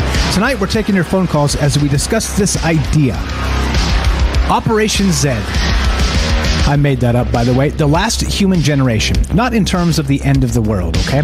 We're talking about the definition of what a human actually is. What does it mean? Of course, we're talking about transhumanism. We're talking about CRISPR babies. We're talking about, like Daryl said in the call there, we're talking about, let's say, when everybody can afford the Uber baby, right? And I hate to use that term because you understand why I hate to use that term if you know anything about anything. Well, basically, if one, let's say, class of people can afford the best cybernetic enhancements and the best CRISPR genetic modifications prior to birth, then of course we're creating a dual class or even more classes than that citizenry, okay? And it's a problem. And just like Daryl said, it's racism. It becomes racism again and again and over again. But it becomes now we're talking about genetics, okay? So again, if you talk about racism and genetics, you're a sicko, right? You're sick. But now we've got a future looming where some classes of people are going to be able to afford a particular, let's say, CRISPR baby, predisposed to Neuralink or whatever sort of a brain attachment happens in the future. And you see what's going on here. It's going to be a class system per usual, right? Like this is something we can't seem to escape as humans. We're supposed to be equals, right? We're supposed to be equal in thought and idea and different, right? Different is good. Diversity is good. But like Daryl said, what if like the classes of regular ass people, the working class can only afford this level of CRISPR baby? They're all going to get the same damn baby, and everybody's going to be exactly the same. And, well, isn't diversity a strength? That's what we're told, right? Politically, again, they don't mean it politically because they just want to use diversity as a way to gain power, in my opinion. So diversity is a strength, but they use it to divide us and say, look, this person has this color skin, this person has this much money, this person is a cop, this person is whatever, right? Hey, we're different. We're different, and we should be different, okay? We're different. That's that. Different is good. It's not bad. Because, of course, we have different ideas. We have different theories. We have different motivations. We have different everything. Look, who would have thought? I'm a normal dude. Who'd have thought, right? Middle-aged guy now, and I'm like, hey, now I got this radio show about paranormal and aliens and all kinds of weird crap, right? I would have never guessed it in 1,000 years this would have been what I'm doing. But I think these conversations are important because we're not just thinking about the past and the present, we're thinking about what it means for the future. And it's important to me. And I didn't ever realize this would become important to me. But I think the future is important. I think humanity and where we go with this is important. And that's why I'm doing this. And that's why I talk about this stuff. And it's not for everybody all the time, and I understand. Like I always say, you can't hit a home run every night. We could talk about aliens every damn night. But guess what? It's boring. It gets boring. It's like talking politics every night. It gets boring. I'm not going to do it. I'm going to talk about things that are interesting to me, and if you get it, you get it. And if you don't, you don't. Come back tomorrow. Hopefully something's better for you tomorrow. Because I'm telling you, if I'm not talking about it, many people are not. And that's why I think it's important that we get together and talk about this. So we're talking about this idea. Operation Z, going to get to that. The last human generation, transhumanism, CRISPR babies. What happens 100 years from now, 200 years from now? Just like Daryl was saying, you have to buy like the budget CRISPR baby from the blue light special palette on Black Friday, or else you're not going to get the toppest genetics for your child, right? Think about that. It's sick. It's sick. And it is. It's classism. It's discrimination. It's a genetic discrimination. And of course, if they can't compete, the heirloom baby, as it were, wink, wink, whatever the hell that means, then what? Right? Like, can you imagine? Oh, that's Bobby, right? In like second grade. That's Bobby over there. He's an heirloom baby, right? Imagine. Like, oh, everybody's like, oh, he's so dirty. He's so dirty. He's like the old way of doing things, right? Like everybody else is look like they're from an anime series. They got like this beautiful, perfectly blonde hair and these beautiful, perfect brown, sparkly eyes, and they're, you know what I mean? It's like, come on now, is this the future? Is this where we're headed? If it is, Think about it. It's kind of sick. Love to hear your thoughts on this. 702-957-1037. That's 702-957-1037. Click the Discord link, troubleminds.org. We'll put you on the show. Now, what got me onto this is this article. It's from the Epic Times. And it's called exactly like we're calling the show tonight. Are we the last generation of humans? And they're not talking about the end of the world, fire and brimstone, and, the rapture. Nothing like this. They're not talking about that stuff at all. They're talking about a transhumanistic future. And what does it mean when we sort of meddle with the definitions of what human actually is? Okay? And that's what I'm saying, okay? Now, look, there's this individual that his name is Yuval Noah Harari. He's an Israeli, see what I did there? Israeli, smacked my mouth. Israeli historian. That's what happens when you speak too fast and read too fast. He's an Israeli historian and best-selling author of Sapiens, A Brief History of Humankind, and Homo Deus, A Brief History of Tomorrow. Now, and he's looking to the future. He's looking for exact, let's say, what the future will look like. And listen, this is what kind of got me on it right off the bat, because we were talking about killing gods yesterday, right? Now, listen to this. This is exactly what he said. I'm going to play this, and I'm going to play a few more clips, because he's got some incredibly compelling things to say, but also, I think to many people, incredibly, let's say, offensive things to say, right?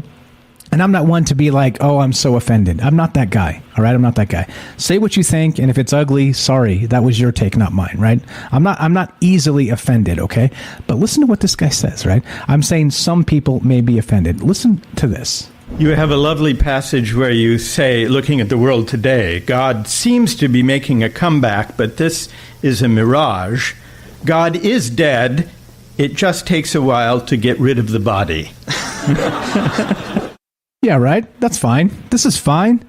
That's fine. You just get rid of the body of God, right? Like some sort of like a sick murder mystery, where they're dragging God out in like a tarp in the backyard by dark of night. Come on now. Sick, all right? So not only that, listen to this. We don't have to wait until Christ's second coming in order to overcome death. A couple of geeks in a laboratory can do it, if you give them enough time and money.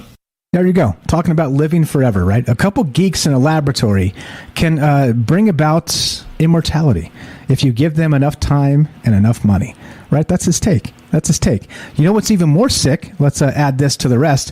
Listen to what he says regarding that. Let's see. He says this. Throughout history, death was kind of the great equalizer.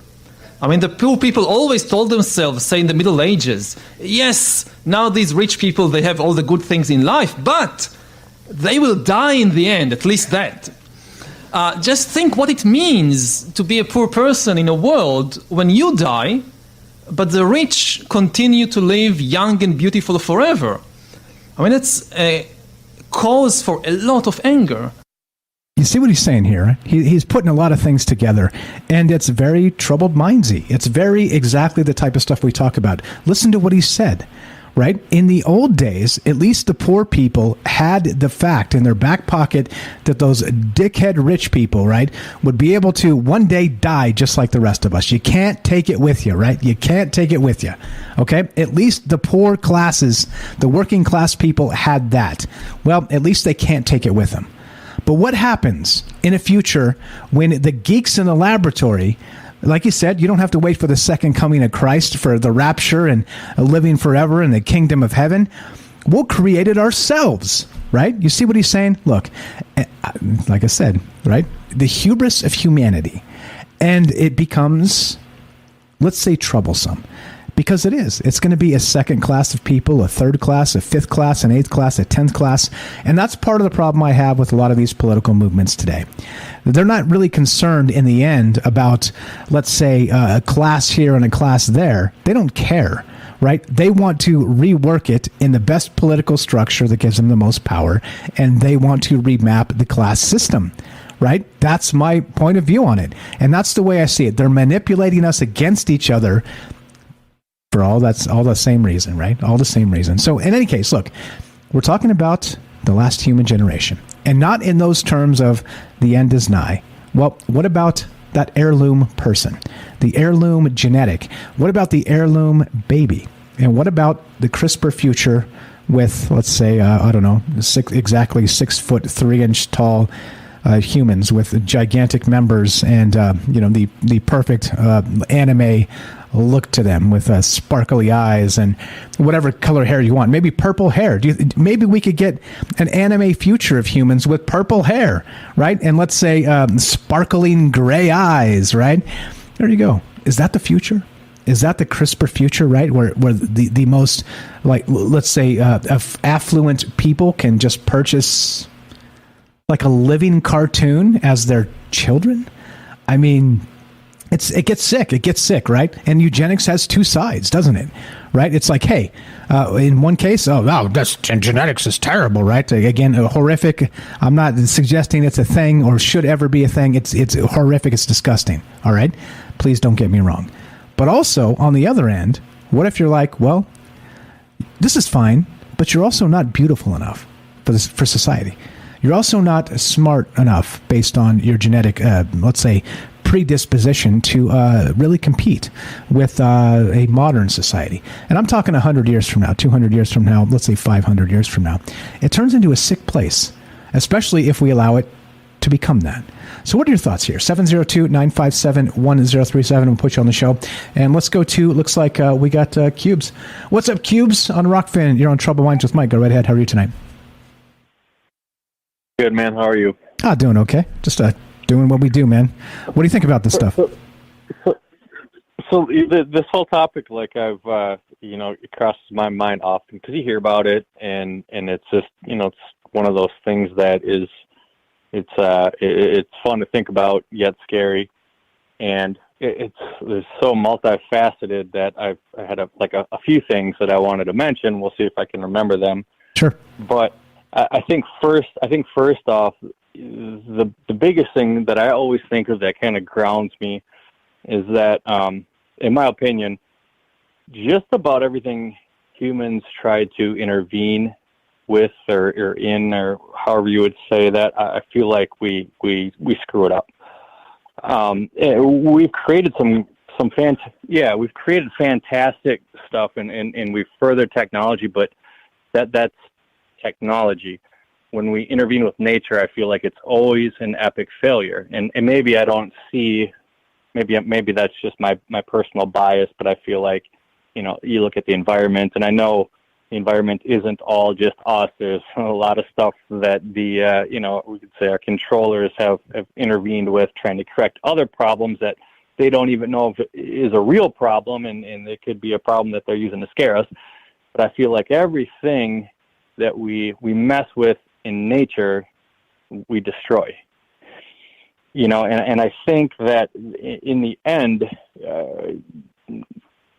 some of this transhumanism is going to fail. Like, the CRISPR babies, and I know they can do it, and the options sound fantastic and somewhat limitless, but I think it will create or spawn a whole new class of problems, go figure, that are unpredicted, just because nature is unpredictable, and we just, we can't mess with it. We can mess with it. We mess it up, but I don't think we can perfect it. My personal opinion. What do you think about that? Yeah, interesting you bring that up. Joe earlier called, and he brought up that study they just did with like a CRISPR gene editing on mice, and they tried to make them more docile. But it turned out it was the opposite, and they created monsters. They were aggressive. They were fighting each other. They were just constantly agitated because, of course, right, playing God means that we are, let's say, missing the forest for the trees. In my sense of saying that is that it's complicated. It's incredibly complicated. Just to say you've isolated a gene that causes this or doesn't cause this, and saying, look, we've removed that gene.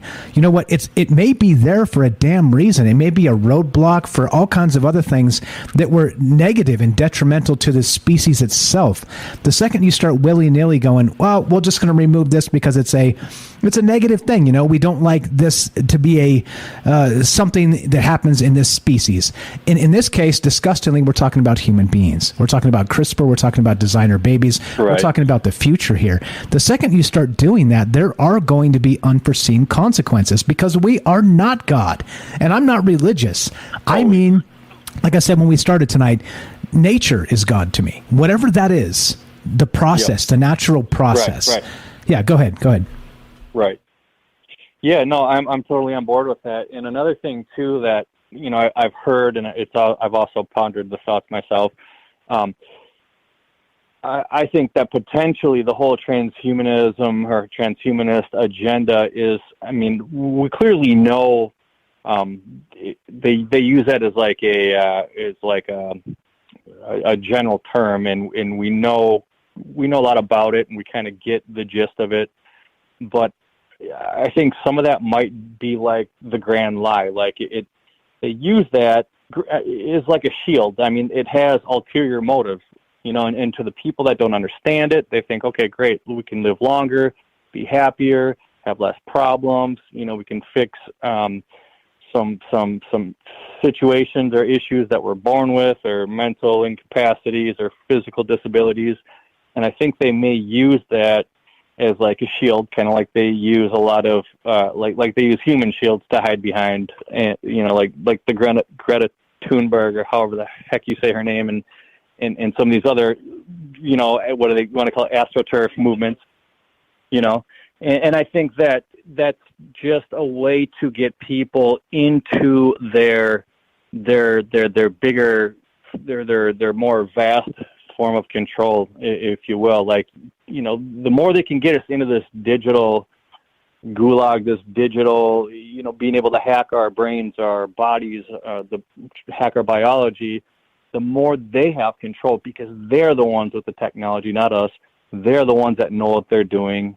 And it's like Trojan horses, through every little aspect of this transhumanism. I think they know. Maybe they do have the technology, and we all know they will never get it. The plebs will never get it. It's a fact. I mean, we'd be dreaming if we thought that we would ever get that. Maybe a millennia from now, if we're still here, but they'll be progressed from that. So they're going to be on to the next thing, whatever. But I think a lot of it too is kind of like a grand deception. Maybe they get it, but they're going to use that to lure us in. It's just another thing to get our trust. Hey, let's be healthier, live longer, whatever, so on and so forth. But when in reality, it's a Trojan horse for them to continue the whole, boot on the neck type scenario. Exactly right. I'm glad you brought up the plebs. Stay with me for just a minute. Listen to this. So this individual speaker, by the way, his name again is Yuval Noah Harari, and wouldn't you know it, he was actually speaking at the World Economic Forum this week. Oh yeah, this just happened, right? And if you look it up, you can see it on YouTube. This is where I got these clips from. The World Economic Forum is led by Klaus Schwab, which we all know is the guy that said, "You will own nothing and you will be happy," right? That guy. Yep. And you're like, okay, that seems fine.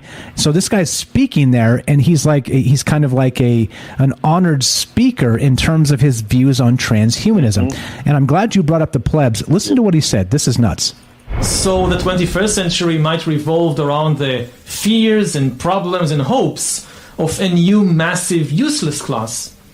People who are useless, not from the viewpoint of their mother or children, but useless from the viewpoint of the political and economic system.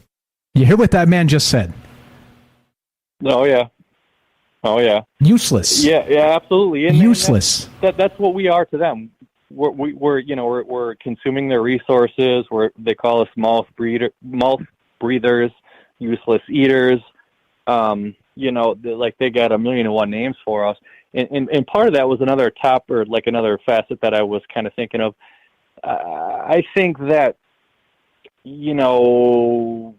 some of these people, they have the generational wealth, so they are able to think long term, like not just their life, but they already have everything they need. So they're thinking about the future and maybe their kids or grandchildren, whatever, or something, or maybe it's themselves that far out because they think that they can actually do that. And they're able to kind of, I think I might be drifting off track here, but to think long term. And I think that's where some of the transhumanism comes into play, whereas you get so many average people, the plebs, the 9-to-5ers who aren't even close to generational wealth, or they paid for their own college, or just trade school or whatever it is that you do that, you're just getting by, you're living, you're living and you feel great if you can help your kids out.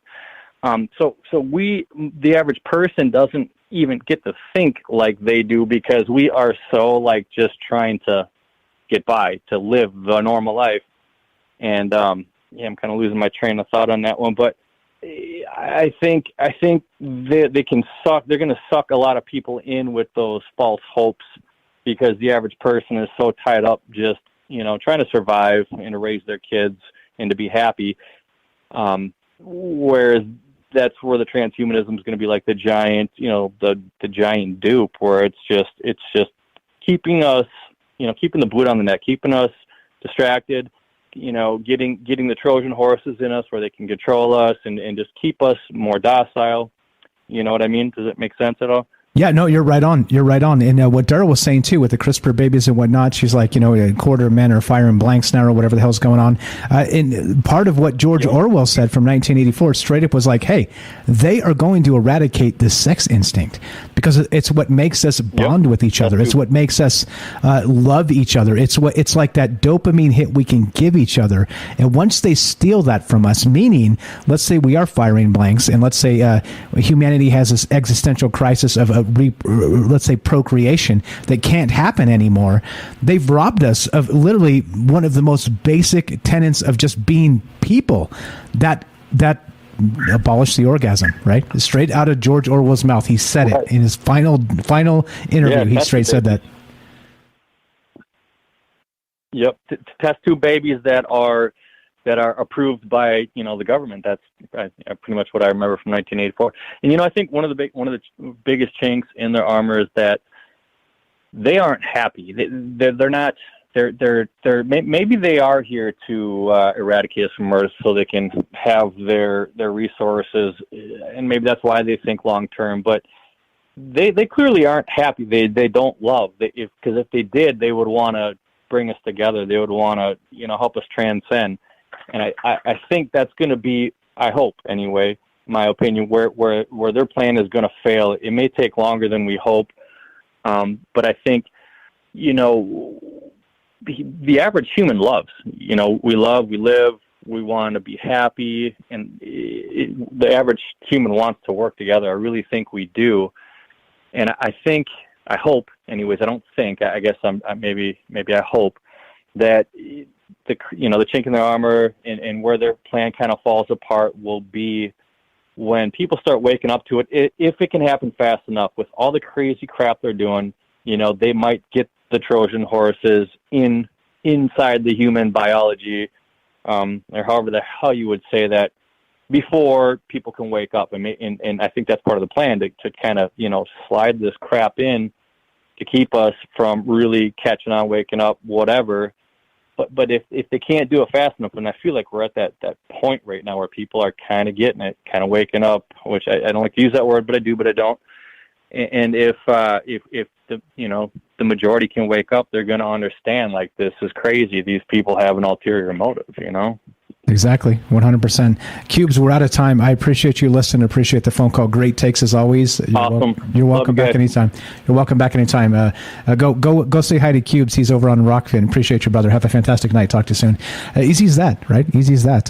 What do you think about this? This is why we do this. This is a conversation. This is not about me slamming my fist up here and trying to tell you the way the world is. No.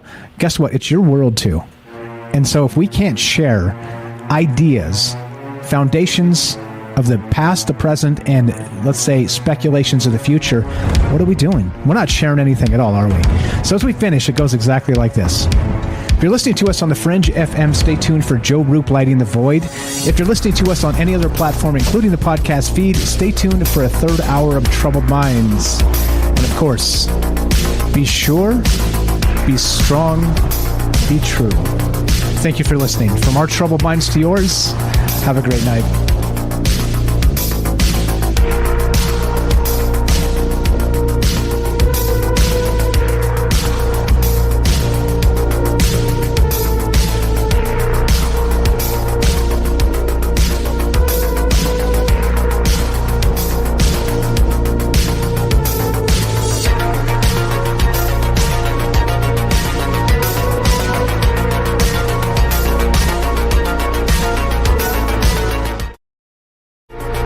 All right, we are off the fringe, and we're going to keep on trucking here. We got Jennifer on the line. I see you, Jennifer. Hang tight. Just give me 1 minute. I'm going to step away, grab myself one more maybe juice, and we're going to do our thing and keep talking about this idea of the last human generation. What does it mean? I think it's complicated, right? As usual. And I hate easy answers, because easy answers to me are basically propaganda, okay? Easy answers are propaganda, in my opinion. So here's what I'm going to do. We're going to take a quick break. I'm going to be super fast, and then we're going to go to one Orwell clip, and then we'll go to Jennifer. And the Orwell clip is also quick. Actually, I'll play that as the break. Don't go anywhere. Jennifer on the line. Looks like we got Joseph in Iowa and your calls as well. 702-957-1037. I'm going to click this over. I'm going to run away real fast to grab myself one more maybe juice, and we're going to keep on trucking. And you guys can hear George Orwell predicting all of this. Here we go. Here we go. Be right back. More Troubled Minds on the way right after this.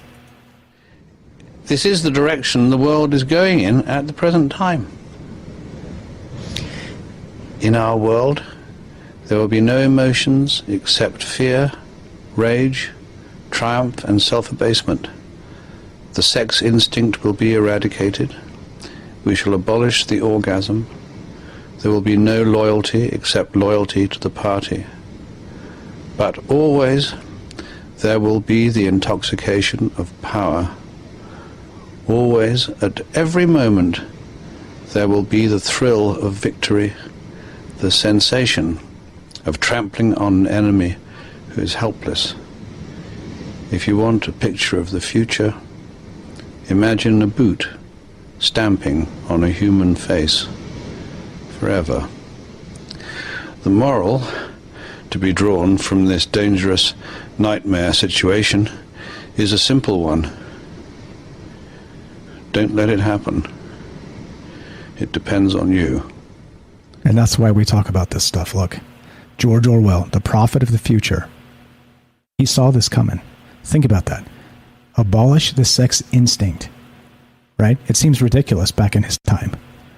Does it seem ridiculous anymore? We're talking about Christopher babies. We're talking about, again, as sperm counts plummeting, we're talking about heirloom children. Prophetic. 702-957-1037. Thanks for being patient. Let's go to Jennifer in Missouri. You're on Troubled Minds. How are you tonight? Good. Right on. Very good. Very well. Very well. What do you got for us tonight? Okay. So last night's show, we were saying that we sacrifice gods, the natural world around us. And there are gods literally for that, like they even represent that. But these beings, we sacrifice them, and these beings represent the natural world, all the great things we are, and the horrible things, too, that we are capable of. We sacrifice them for these new gods that tell us that our world and what we are is unacceptable. And it's because the new gods and their followers say that we aren't worshiping them good enough. And they kill our gods. And I want this to be important. Like, gods, as we think of it, is what you worship. It could be anything. It could be whatever you revere. That's your God, in my opinion. Like, that's what a god is. It's what you worship. It's what you hold sacred above other things, anything else, and what you hold and revere. Of course, it's a creator God thing, too, but regardless. So they kill that, whatever it is that you hold sacred, and they give you theirs. And with this whole Neuralink thing, it's like we become, and this is just how I feel about it, but I feel like it makes us subhuman, and we will be helpless slaves completely in the right hands, I'm saying, which is any hands besides your own. And it's impossible. It will make you under the complete control of these new gods. Them, serving them generation after generation. And what if, and the other thing is, what if death isn't, what if it's not the end? What if it continues, What if existence somehow continues because nothing doesn't exist. It's represented in nature. You see it, it goes on and on and on and on and changes and it goes on. If reality continues, but we throw away our humanity of what we are, the thing that we are, the very thing that we are created as and are, and I'm leaving out anything about like natural evolution, or it doesn't matter what we are as we are right now. What becomes of the soul, the spirit that lives in us? Where can it go? Into a robot? I mean, a robot, think about this. Neuralink and AI in you, a robot. How much?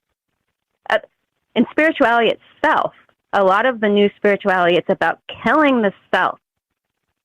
Killing the self and becoming empty.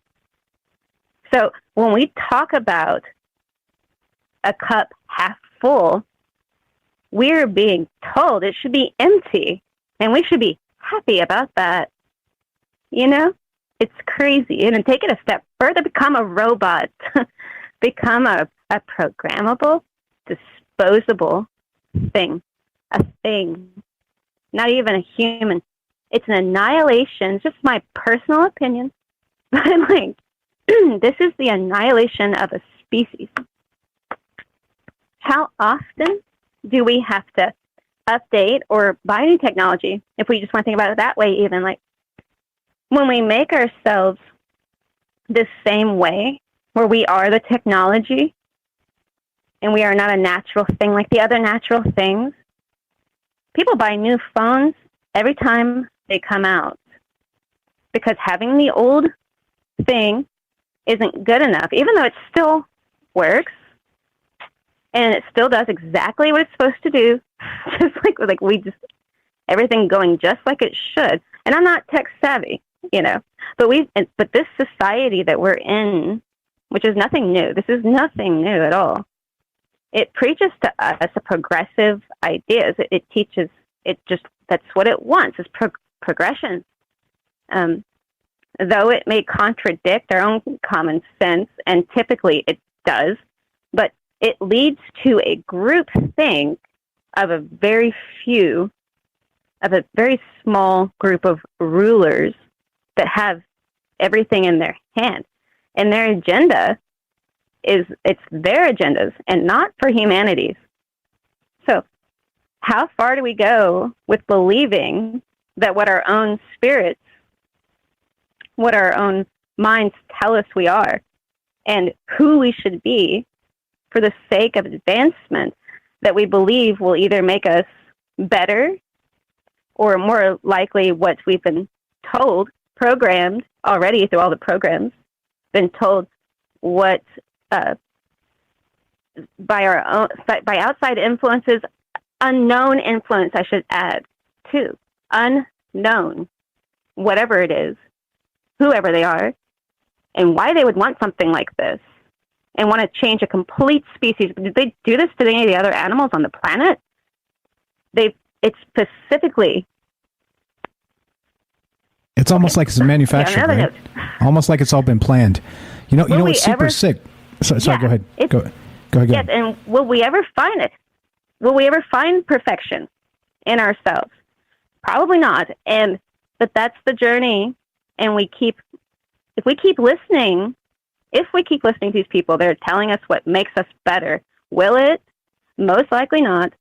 Not as individuals, but we can be the perfect painting of a slave for them. You know, and who are these puppeteers? Nature in the world goes on, and I'm sorry to keep going, but the seasons and everything, if you look at the way that the natural world works, it turns over and over and over again.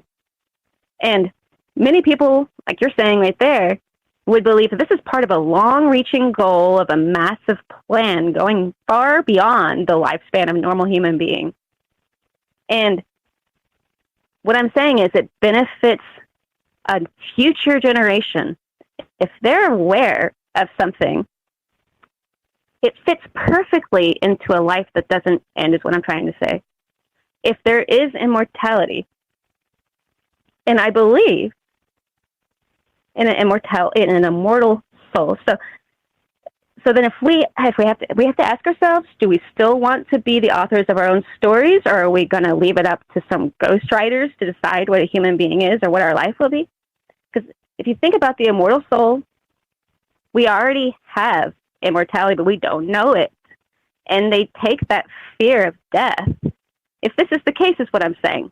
If it's possible that matter doesn't end, that it just transforms itself somehow. And I'm not talking necessarily about reincarnation as previously thought, but I'm just saying they take that fear of death and they play the most terrible trick on a most incredible creation to create something that they can then claim as their creation, that they can say is their creation. How much do we have to lose ourselves to feel that we are perfect? And how far do we need to lose our freedoms and that self before others tell us we are perfect? And this perfection, is it worth the loss of what we are as individuals through the joy and the pain and the love and the happiness we all have known just to be perfect? A slave, a robot, empty, a nothing is what it will be. And I would rather have to deal with my own life than have no choice at all. And to know that I can make the choice, like in Blade Runner, we talked about that. They just want that choice of what their life will be and to be able to live it, as a living thing, a real thing that's not been robbed of that choice. And when you do all this stuff, it's robbing the choice completely away. And I don't know if it's even worth a soul inhabiting. Anyway, it's just, this is an incredible topic. It's happening. In my opinion, it's a long-reaching plan that's gone through the ages, breaking down spiritualities and recreating new ones to make slaves, to just annihilate an entire species for some unbelievable reason. And you just have to look. It's not paranoia. Just look at how you can't say anything. You can't say what you want to say. Yeah, 100%. And interesting you put it in the terms of sort of dehumanizing people and turning them into things. We're already doing this. Again, like, you go to Twitter, you go to this political discourse, or, like we've talked about, like, the one side's calling each other Nazis, the other side's calling each other pedos. And it's about dehumanization, because attacking a person is disgusting. It's ugly. It's one of those things where it's like, you're the monster, right? But the second you can unperson the person and call them something monstrous, you become the hero for attacking them. So in basic, like, philosophical terms, depersoning somebody is exactly for that reason. But now you're talking about literally depersoning people, so we can now throw them away like they're the latest smartphone gadget. Sick, isn't it? Yeah. Yes. It's worse than that, because it seems to be the case. I mean, in my opinion, and people can think of it what they can also feel what they feel about it. But all of this technology to take the human species, the creature that's a human being, that is whatever it is, whatever we are, and we are a lot of things. We're good things and we're evil things and we're all kinds of things. But when you take away that choice to where you have that and you've made it something that you specifically want it to be, who's decided what that exact thing is supposed to look like? And why do they want it that way? Why do they want you not to be able to decide for yourself on a genetic level, if it has to do with personal beliefs, but then on a physical level too, what you're capable of and what you're not capable of, that's been decided before you were even born? What's left of us? What's left of the world? What does it become when we're not here? And there's something else that's decided the fate of the entire universe. Yeah. And so it seems not so hyperbolic to say the last human generation, because all the direct and obvious work by the powers that be to dehumanize the humans, it seems like it's not so hyperbolic when you put it in those terms. Absolutely the best, always great stuff. Not if they've been planning it Not if they've been planning it forever. Exactly. And this is and they know something that we don't know. And like all generations before, the wall must be held. You have to hold the wall for the species, for humanity, for the good of humanity. At least hold the choice for humanity to be good or evil. Let it be what it needs to be. And let us fight back. Let us fight back against those things. For crying out loud, don't make that choice for us. We decide. Again, evil and good, right? As we've talked about often on this show, We've seen it in politics. Well, exactly, and it's not so black and white. Politics, but nothing's black and white. Like that's the problem. Duality exists, but is it by destroying nuance, we're creating monsters? Go ahead. Sorry, I interrupted you. No, no, you didn't. They're working in the shadows of this, and they've been doing it. Why? When a lifespan is about 100 years at best, for a future they supposedly won't see, there might be more to the story of what life is what I'm saying.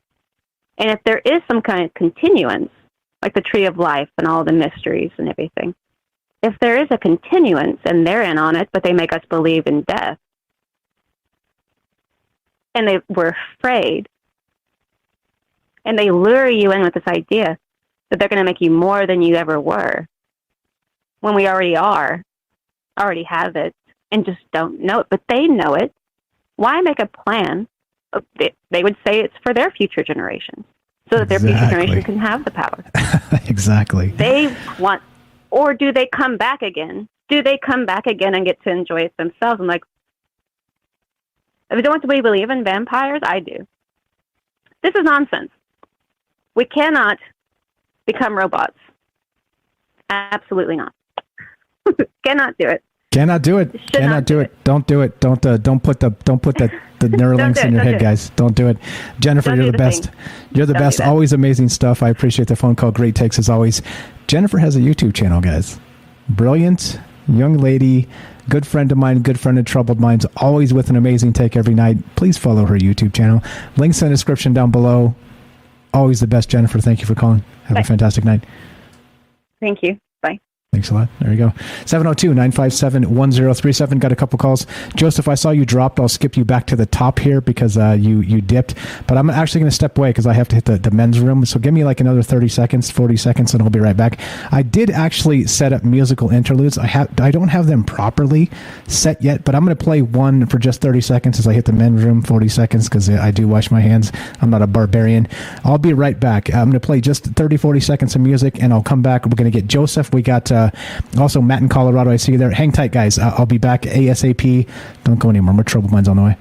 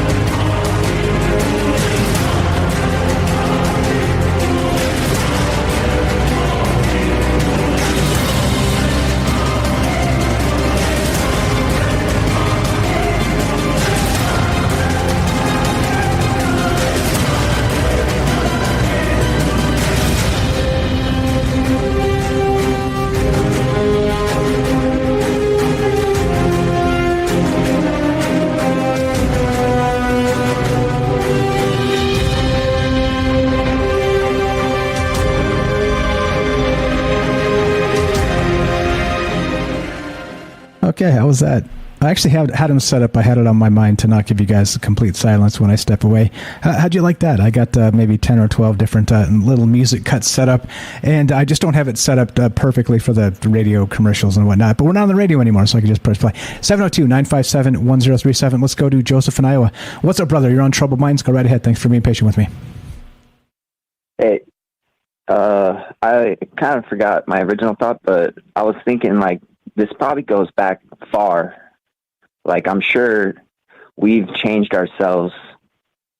Like that's how evolution is, right? We've always have changed ourselves, and then you look at like all those like pyramids and like big sites. I can imagine like what they were doing compared to what we're doing now. Like we're just poking at what they did, you know, like we probably didn't kill God. We probably just pissed it off. And it's like, venom from Spider-Man. It's like growing now. It's like, you know, that's how I was kind of seeing it. Yeah, it could be. And I think that's part of the problem, right? Like the powers that be probably have, like Jennifer was saying, maybe lined this up for a long time in the sense that they know what the human lifespan is. They know our formative years. They know like sort of when we start to wake up as human beings because we've either, you know, let's say succeeded in like the difficult world and, you know, like reframed our mindset to wait, you know, like the world is the way it is, but it doesn't have to be this way, right? You can seriously weaponize the human condition against humans, and like in those terms, right? Is that really what the hell's going on? It's a hell of a question, isn't it? Yeah, it's like it kind of reminds me too of like almost like because I'd been in like psychosis and stuff, like drug-induced psychosis and all kinds of stuff, and I'd been to like hospital. I committed myself to a hospital and stuff. So I seen like literally monsters, dude. Like, I mean, I wasn't crazy, but like I just wanted to like not like I wanted to change because I actually seen like the dark side of it. Because at first I was just wanting to go down with the ship. You know, I had that. You know, everyone's scared to die, but I wasn't scared to die for a long time. And like the repetitive thought patterns and stuff can really like change. I think that's when it starts blurring the line of human. And if you generation wise like stuff like that, I think it will alter the actual form of what a human is, and that's kind of like changing, you know. Yeah It's as always, right? Things are complicated. And when did this all begin? When does this end? And so what's your prediction there? What do you think about that crazy idea? I'm calling it Operation Z tonight because, of course, Generation Z, right? The next generation, they're calling it Generation Alpha. And look, if I wasn't a conspiracy theorist, let's say that if I was a conspiracy theorist, I would freak the fuck out because it's like, wait, so we went Gen X, Gen Y, Gen Z, and now we're calling the next generation Generation Alpha? Why the fuck didn't we start at A? Right? Like, what is going on now? And it's not Generation Z or X. It's A, Alpha. Alpha. Does that freak you out, bro? Yeah, and it's like, I don't know, maybe they're hoping for a wider variable is how I'd see it. Like, because I see people, we have all mental illness. So this stuff, we're not going to be seeing people that we've seen in the past soon. Like, it's like, and we already, just on the digital edge, like, we're already different people. You know, it's kind of scary, and that we're messing with this stuff when, I don't know, like, we should be helping as much as we can get through, like, health-wise, you know? Definitely. I'm with you. It just feels like they're just going to let it play out like a battleground or something, and it's like they're going to get something out of it. Like rob us of our humanity, right? Rob us of the choice. Rob us of the fact that we are allowed to fail, right? Once you sort of, let's say, extinct the failure in humans, you also extinct the choice. You see?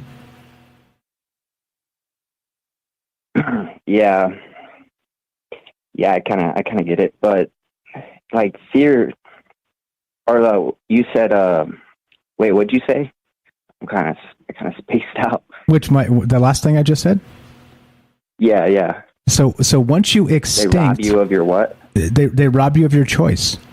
So basically, if we're like, look, And I call this this is a term for this, by the way, and it's why I reject all of the political crap where they're just like all the time they're like, oh, we've got the best thing for you, right? This is the best thing for you, right? It's called utopian statism. And it's basically they just tell you the next thing is the best thing, and to vote for them and they'll give you the next best thing, and then the next thing will be the next best thing. And what they're actually doing is slowly destroying everything in the chase of utopianism, which doesn't exist. Perfection does not fucking exist. The Garden of Eden is gone, guys. It's gone, right? Like humans moved on from that. I'm not religious, but right, it's metaphor. Perfection does not exist in human terms. And that's the point. If you continue to promise perfection, we believe it because we're flawed. Everybody's flawed. You see what I'm saying here? This is problematic. And I don't like that everybody's always like, oh, by the way, this is the thing. This ism is the next thing. This will fix fucking everything. No, it won't. It'll just hand it over to the next group of assholes that will mismanage the shit out of it and break us as people and rob from us our own choices. That's how I see it, Joseph. Sorry to get freaked out on you, but I freaked out a little bit. That's all good. Yeah, that just, it makes me, I mean, I was just thinking like AI, we're already talking AI. They're probably going to do a lot of AI and stuff. And like, I don't know. It's a crazy topic. That's for sure. That's for sure. I think like people can actually be robots like without being robots, and that's the scary part. Like you can like be like people are susceptible for some weird stuff, man. Like, and if we wake up to that reality, it got you, you know. And I think that's like. It kind of reminds me of this video where they put it in a Tool song, but they removed it, and like it was like evolution, and like a dude like had a ball and stuff, and he touched the ball, and there's people on it. Then it was like basically all this stuff, and then there was war and stuff, and at the end of it, they had people just strapped up to machines and just feeding the system. You know, like that's the Matrix. That's straight out of the Matrix, man. Yeah. Yeah. But I do think it's a different kind of machine. I mean, we could do it physically with a machine, but I do think it's scarier. Like it's like some spiritual stuff, right? And it's not scary, right? There's not, when it comes down to it, I think we're powerful. And maybe they're just doing science on it. Like it's hard to like get into that. Yeah, they want to rob the power. They want to rob the power of our choice. And you know what the most powerful choice we have against a ruling class is? To reject them, to reject their ideas, to reject what they tell us is that utopian future. That's our most powerful choice. Right. And they want to steal it from us. That's the point. That's the point of these discussions. That's the point of like, hey, look, you know, do they actually give a shit? Right, the ruling classes, whoever the fuck these people are. Like, who was saying it? Was it Joe? Was it Jennifer? Somebody tonight was talking about generational wealth. If I got it wrong and attributed it to the wrong person, I apologize. And how we look to the future, right? Maybe that was Joe. I can't remember, right? But Cubes. That was Cubes. Generational wealth, right? In those terms, it's like, look, we plan as the plebs, the useless eaters. We plan for small victories, okay? But like somebody with generational wealth doesn't plan for small victories. They plan for the largest of victories, for not themselves, but their progeny for generations. You see? It's a whole different game we're playing. It's sick, man. It's sick. And that's why we need to talk about this. Right off the bat. Yeah, that kind of changes you. You don't know a lot if you're playing with those big chips, I guess. Exactly right. Exactly right. You're the best, like, bro. What's your like? How do you didn't even like earn them, but like, it would be nice to know that the power was like in right hands, right? But they make you feel like it's not, and I just don't think that's right. It's not right. Feel like it's not right. It's not right. 100%. Cubes over in the chat says, "Don't fall for the fake promises. The human condition isn't fixable." Well, it's not broken either. right? It's broken in some sense, but again, for all the terrible things people do, there's also all the great things people do, right? So you can't throw the baby out with the bathwater and say that humans are the problem. They could be, right? Let's say the systems are the problem. Let's say the corruption. Let's say the elites are the problem. Let's say that even like people at the bottom of the barrel are the problem, meaning that that people that don't give a shit about the future, they just want to throw away everything they have for who knows what. I don't know, man.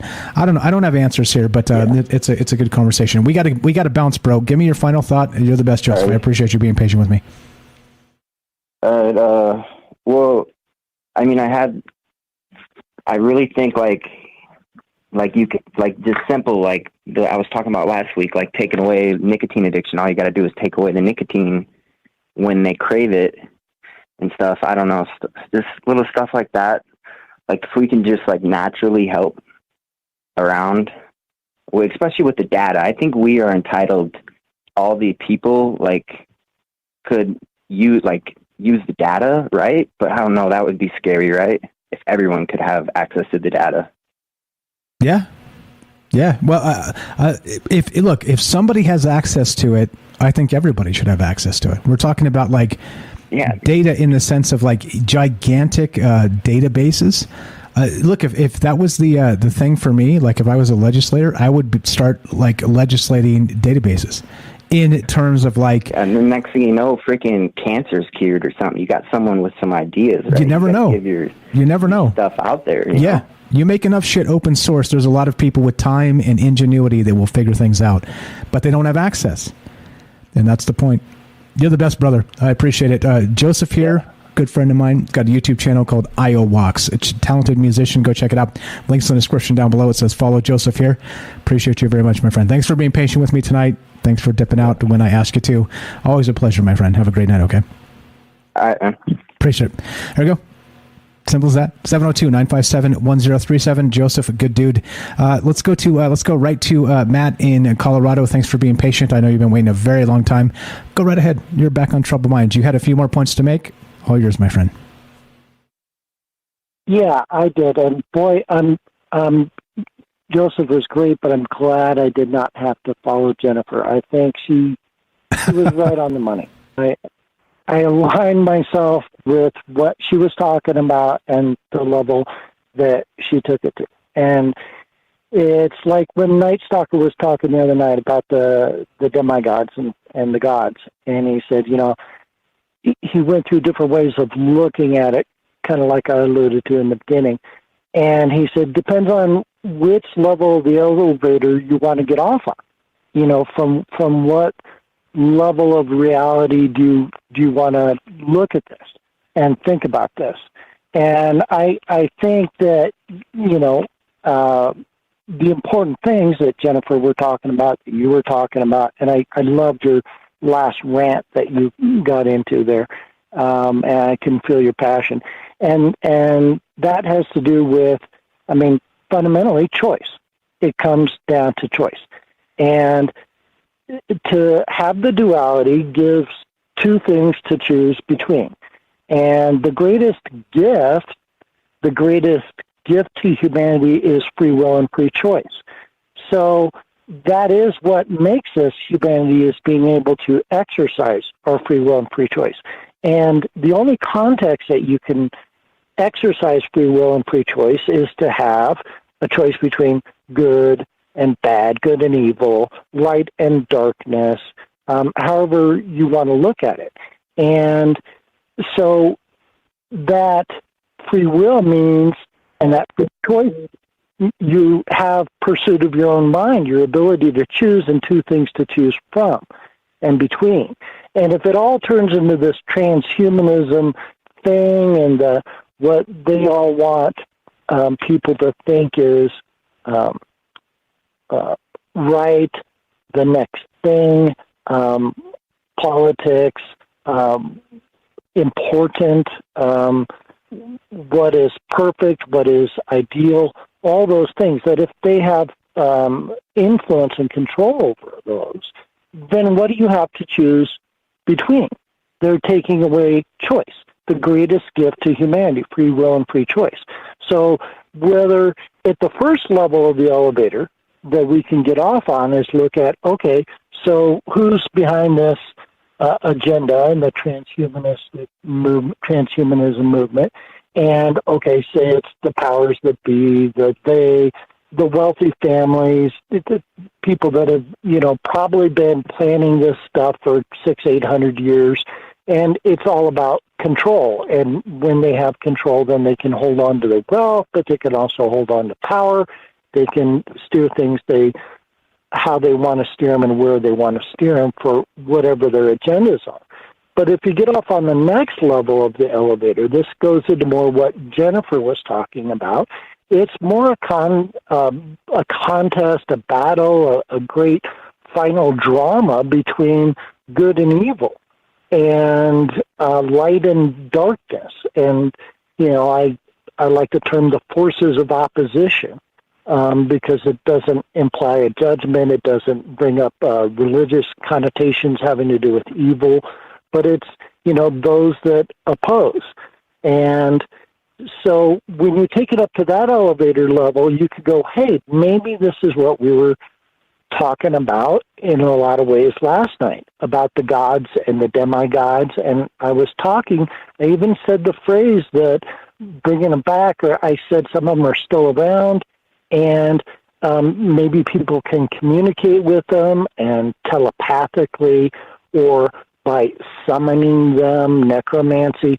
Well, okay, so you don't think that if those that are in opposition are those type of beings and have those type of abilities, you don't think that the powerful elite and the globalist and the Bilderbergers and those kind of guys are working with them? You don't think those demigods and gods are working with the Bilderberger dudes? Of course they are. So that's the agenda, first of all, is on that very human level. But I think there's a tie-in to the spiritual level, right? And that tie-in from the spiritual level, that's why they're going after free will and free choice. See, they already have all the money. They have the real estate. They have the control of production. They have the politics. They have the power. They have the ability to continue to maintain that power and orchestrate so many events, right? So what else do they need? What else do they want? Nothing of this world, right? What they want is to dehumanize. What they want to do is take away free will and free choice. What they want to do is get rid of, like Jennifer was saying, our spirits, our souls, and turn us into robots, for fuck's sake. That's why at the beginning of the show tonight, I said this transhumanism stuff just puts something in the pit of my stomach that makes me want to just go, you frickin' assholes. These guys are just evil. There's just no other word for it. That's my rant. I loved yours. So give me something back and ask any questions, and where do you want to go from here? You're the best. No, look, you're spot on. I think that's exactly, we talk about duality, right? We talk about, and I think in terms of the yin yang, the black and white, and all the rest of this, I think it's a good basis. It's a good starting point, but life is much more complicated than that.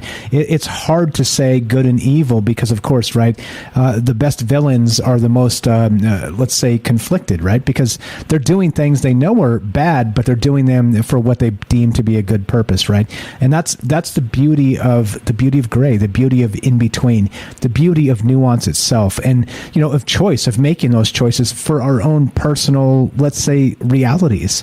And I think that's part of the problem here is that, we're told that, blue and red is, good and bad depending on who you ask, right? I think they're both full of shit, right? Like, period. Like, that political spectrum right now is so fucking toxic, no matter the way you look at it. Because, of course, like you said earlier, like we talked about when you called in the first time, if you think differently, they both consider you the enemy. They both consider us the enemy.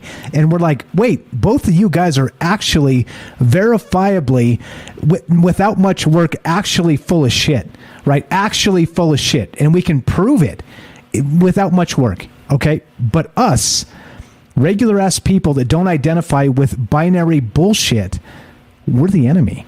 because we have the choice. We made the choice to think for ourselves, to not follow some political party line, some Orwellian garbage to say, oh, by the way, if you're not this, you're that. And if you're not with us, you're against us. And only a knucklehead, by the way. Look, only a knucklehead. And look, if I'm offending you guys and you're overly political, I'm going to say it. Only a knucklehead will fall for the fact that you say, look, politically speaking, if you're not with us, you're against us and you're the enemy. So who was fucking indoctrinated into a monster? Of anybody. Guess what? It's you.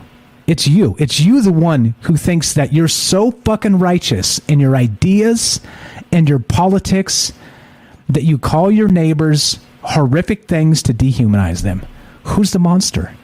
Who's the monster? It's obvious. If you literally step back for 5 seconds and think about it, it's obvious. But we don't live in that world anymore. We live in a world where if you step back for 5 seconds and think about it, they make you the monster. It's disgusting, bro. We got a call behind you, so we got to go. So give me your final thought. You're the best. I appreciate you so much. Can we share your book again tonight as well? I got the coupon codes and all that. I'll share that if that's okay with you. Yeah, show that again. Yeah, final thoughts.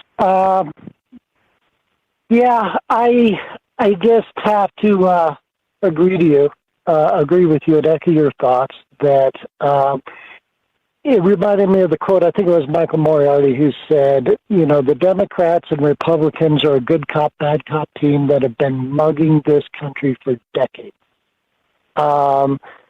So, yeah, and the black and white thinking, you're with us or against us. I thought of that too. As soon as you brought that up, that quote from George Bush Jr. came to mind. And, you know, yeah, that's retarded. There's 1,000 shades of gray. And we have to watch out for that, you know, binary thinking. And, but in terms of good, evil, I didn't mean to imply that, but also it's helpful as an analytic framework. And I just want to leave you with one analogy.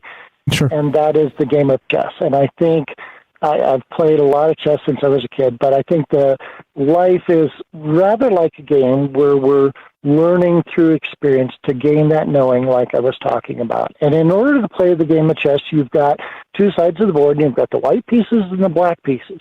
And you need an opponent.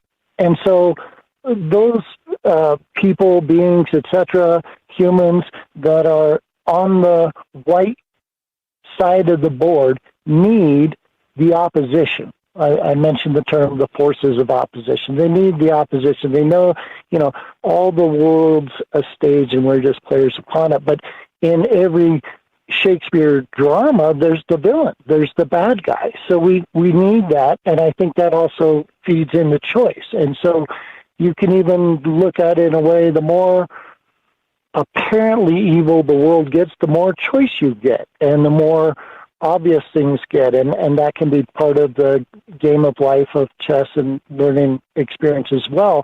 And so I don't see that in a negative way or judgmental way.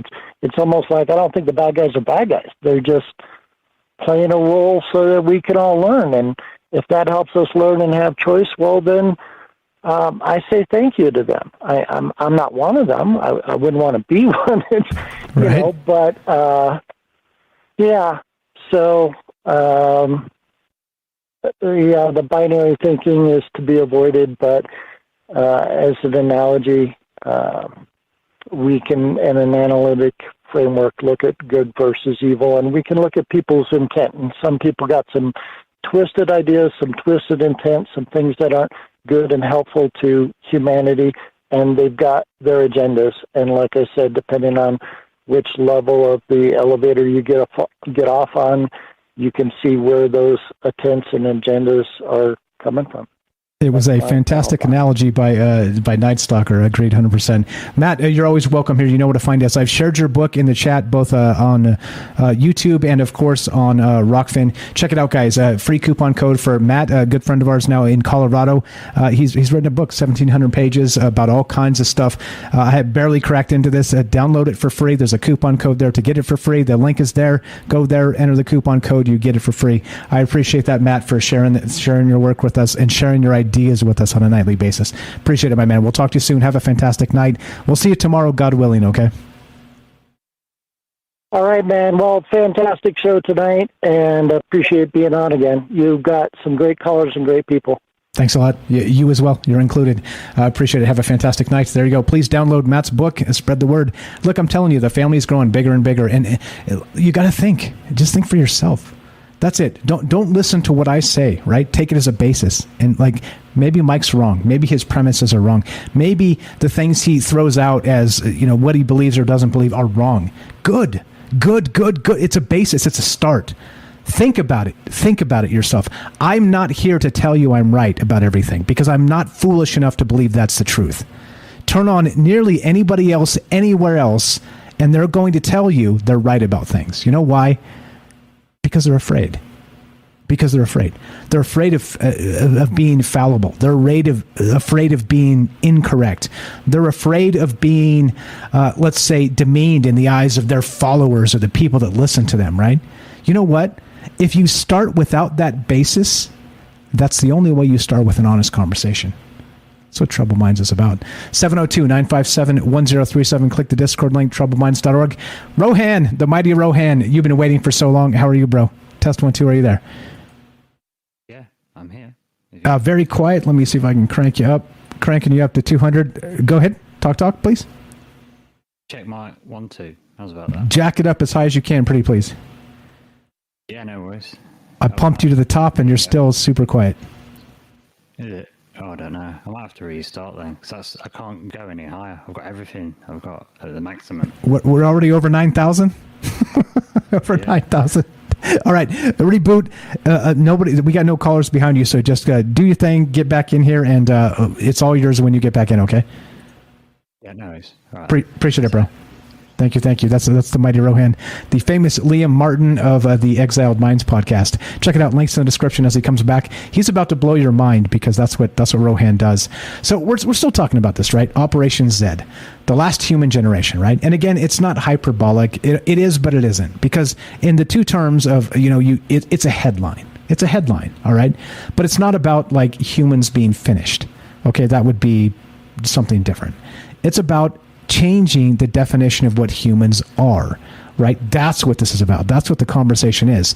And so in terms of, again, let's play a couple clips here real quick just to get you caught up. If you're just joining us, we know that the radio audience kind of dips in and out. We started with this article tonight, the Epic Times. Are we the last generation of humans, right? And they're talking to this individual by the name of Yuval Noah Harari. I got some other clips I haven't played, so if you guys are like, don't play this same shit again. No, there's other clips that I haven't played yet. Listen to this, right? So this is how we started tonight. I want to play this just so it kind of fits in to transhumanism and the way things are. If you're there, Rohan, just let me know when you're back in and we'll get you back on. Listen to this. We don't have to wait until Christ's second coming in order to overcome death. A couple of geeks in a laboratory can do it if you give them enough time and money. There you go. You have a lovely passage where you say, looking at the world today, God seems to be making a comeback, but this is a mirage. God is dead.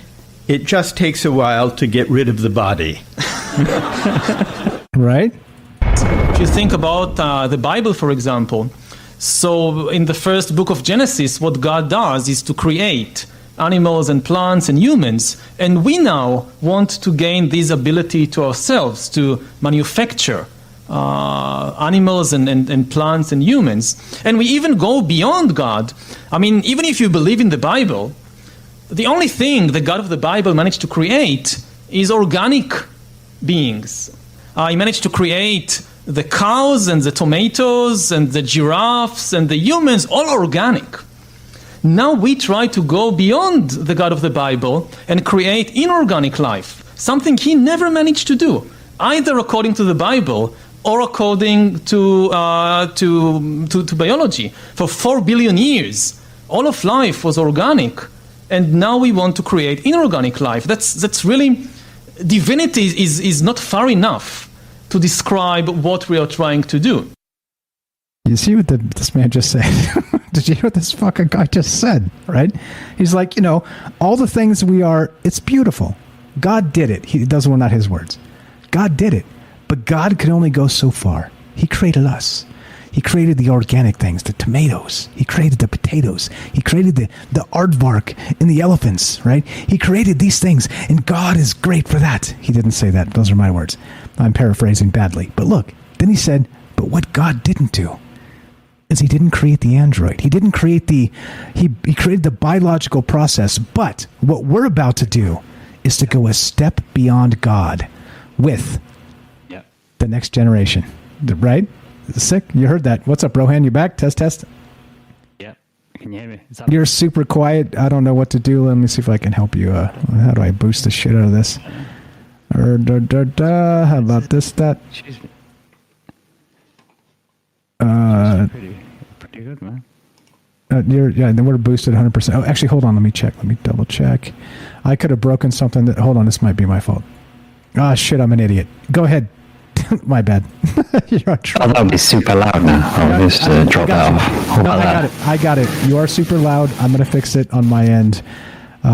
Go right ahead. I'm fixing it. Sorry about that. I fucked that up because I was messing around earlier with stuff. Try it now. It should be perfect. What about now? Check 1, 2. Perfect. Check 1, 2. I got the mix. Great. I'm going to mix. You talk. Everybody, ladies and gentlemen, the mighty Rohan. Go right ahead, sir. I'm going to mix it while you talk. Okay, go brother. Yeah. I'm glad it was you because I've spent it. I'm glad it was me too because now I get to feel like an asshole legitimately instead of just theoretically. Go ahead, sir. Never fear, Mike. We know you're an asshole. Okay, there we go. All right. As long as we start with that premise, we're all good to go. All right. So you got some thoughts, right? We're talking about the last human generation. What are your thoughts on this, my man? Yeah, Matt, I got so many. I've had to. You have to scroll down my notepad, so I might just. I mean, there's been some. I know you get great callers, don't you, Mike, on your show, and we say, oh, there's been some great calls, but I think you might have hit a bit of a nerve with this one, and it's drew out some profound thinking, and so it's like, well. I've got quite a lot, but Matt's hit a few things for me. Matt from Colorado. And he said, had a degree in computer sciences, I think, and he says, it's rubbed him up the wrong way, sort of thing, as we say here. Felt uncomfortable about this whole transhumanism idea, and it gets me like that as well. And what does me about it is that you hear people like Kissinger used to call us useless eaters, and this clown that you've got a sample of is talking about. I'm sure he said the massive useless class, right? Or the masses useless class.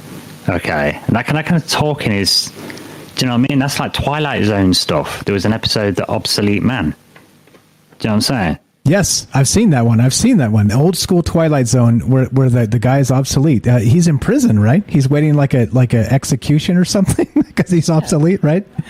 Yeah, because it's something like, a carpenter. And don't have them anymore. Or he works at a library or something. I think it's that. And he's like, well, we don't have them anymore. And so he's like guilty of not having a job. You know what I mean? He ain't got a use. Do you know what I'm saying? And it's like, I think Ryan Gable uses it on one of his things. And I think I think it's a smoking gun that reveals almost like a culmination of all the worst darkness because I think for me it's the attitude that bugs me. It's the attitude of this impression that they sell it to us with you've got a weak body and you're weak and you're not very good, and it seems to be getting tied into that, or you're all sinners and you're all kind of made wrong. And nature's not quite right. We can improve on nature. It's basically saying that we can improve on what God did. God did a great job. It's brilliant, like apples, but it's a bit crap. We can do better, right? And that kind of thinking, yeah, it is the thing that ends us, right? I reckon. That's why you got to get rid of it. That's why it rubs you up. I think that's why it resonates and disturbs, because that's kind of it's anti-life, right? It's anti-life, yeah, and it's exactly the thing that the Gnostics banged on about. It's I think it's the reason they got stamped out of history. This is precisely the reason the Telestai broke their vow of silence for this exact thing. And what it was, they were saying, look, you have to understand. They'd be like, look, you have to understand. This planet, right, the game's a heck of a lot bigger than what you think. They're saying, look, this planet, right, didn't even used to be a planet. Yeah, it used to be a non-corporeal entity that's got so advanced, their species got so advanced, don't even need bodies. And they're on so much a higher level. They're like entire galaxies and stuff, and they're chilling in the center of the galaxy. Do you know what I mean? They're on such higher stakes games. We talk about these guys doing long-term plans. Imagine if you live for millions of years. Imagine the long-term plans you've got there and the hobbies you've got there. And the Gnostics are saying, look, you've got these entities, almost like old ones, that are running experiments, and one of them happened to be, they're trying to improve the universe and see what happens, and they're gardening the universe. Right, and from this galaxy, they've come up with this idea of the human genome. You know what I'm saying? But then there's other entities out there that's been created through this experiment to do this human genome. Something's gone wrong. One of these aeons has had to turn into a planet, blah, blah, blah. And that's where you get the Archons come into the play, right? They're masters of mind manipulation. Do you know what I'm saying? And they're saying that these aeons, they go and try and they basically said, look, these humanoid things that we get, this is a really good form. We're one, you're supposed to have all these species. They're saying the only downside with it is for some reason it tends to go against nature, and as these species do tend to destroy themselves, start getting towards that Kardashev scale, and they do blow the planet up. And they do go out there being warlike. And this is a war-torn galaxy. Do you know what I'm saying? And they're saying for some reason, the humanoid thing seems to go against nature sometimes. And the only species that end up getting advanced and don't destroy themselves are the ones that recognize that and work with nature and get past that phase. Yeah? And then you get things a bit more cushy. Then you get a bit more of a quote-unquote golden age. But it's not, it's not this ridiculous perfection thing that you're never going to get. It's utopia. It's the most sensible thing. You've got past these difficult, troubling stuff, and you're getting into your let's keep things balanced thing. Let's have an open debate conversation. Let's open source our ideas, just because it will help us all get better. Do you know what I'm saying? And I think this is the key moment, and that's probably why it feels like a battle of good and evil at the minute, because it is, in a sense. And I liked where Matt made the point of, I don't think it's really even about judgment. It's not good or evil. There is a dichotomy, and like I say, there is grey areas too. There's always a third choice, and this is the beauty of it. We've got the choice to create. We've got a choice to pick what we want. We've got the choice to say what we don't want. Yeah, and no one can take that away, really. They can convince you, and they convince enough people to let everybody acquiesce that ability to choose, so then we don't have choice in society. But it's just a long way to get there. Like I always said to people all the way through the pandemic, people telling me, we're not going to be able to go out next week because we're going to be locked down. I'm like, we won't. And say, no, it's been on the news. I'm like, well, I will still be able to go outside. I'll be able to look, my door will still open. I'll still be able to walk out. Right? Do you know what I'm saying? Yeah. I'm not locked down. I can go out. Just because the pixels on the TV indicated I couldn't, it don't change the world, does it?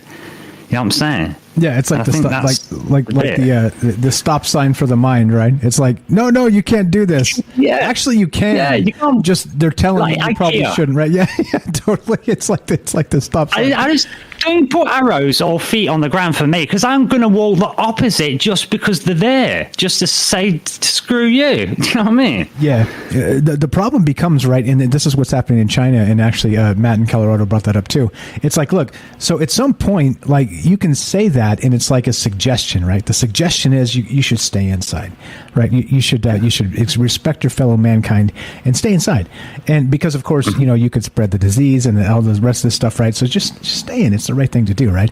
And that's fine. That's fine as a suggestion. But when you're like, literally, let's just shut down the businesses.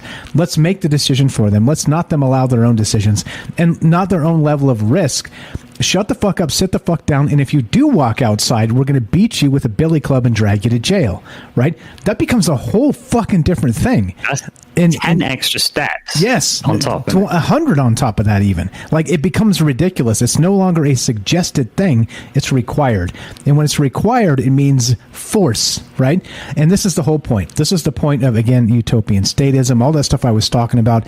It's not about, right, like, freeing the human condition to something it's not, and letting us become some ascended version of ourselves. Because guess what?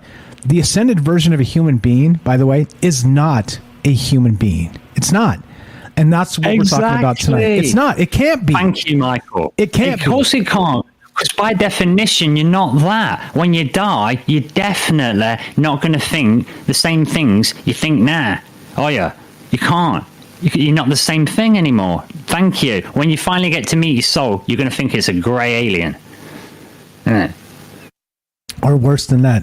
Hopefully it's only a grey alien, because I could take those little bastards. Yeah, they're hella small, hella skinny. I could take one of those guys, right? Assuming they don't have a death ray, but you know what I mean? Yeah. What if it's Cthulhu? I know what you're saying. What if your soul is Cthulhu on the other side?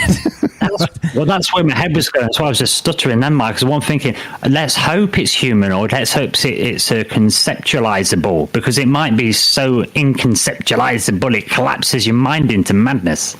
So let's hope you're not that advanced. That's for another show, my friend. I think I've already collapsed into madness on a previous show.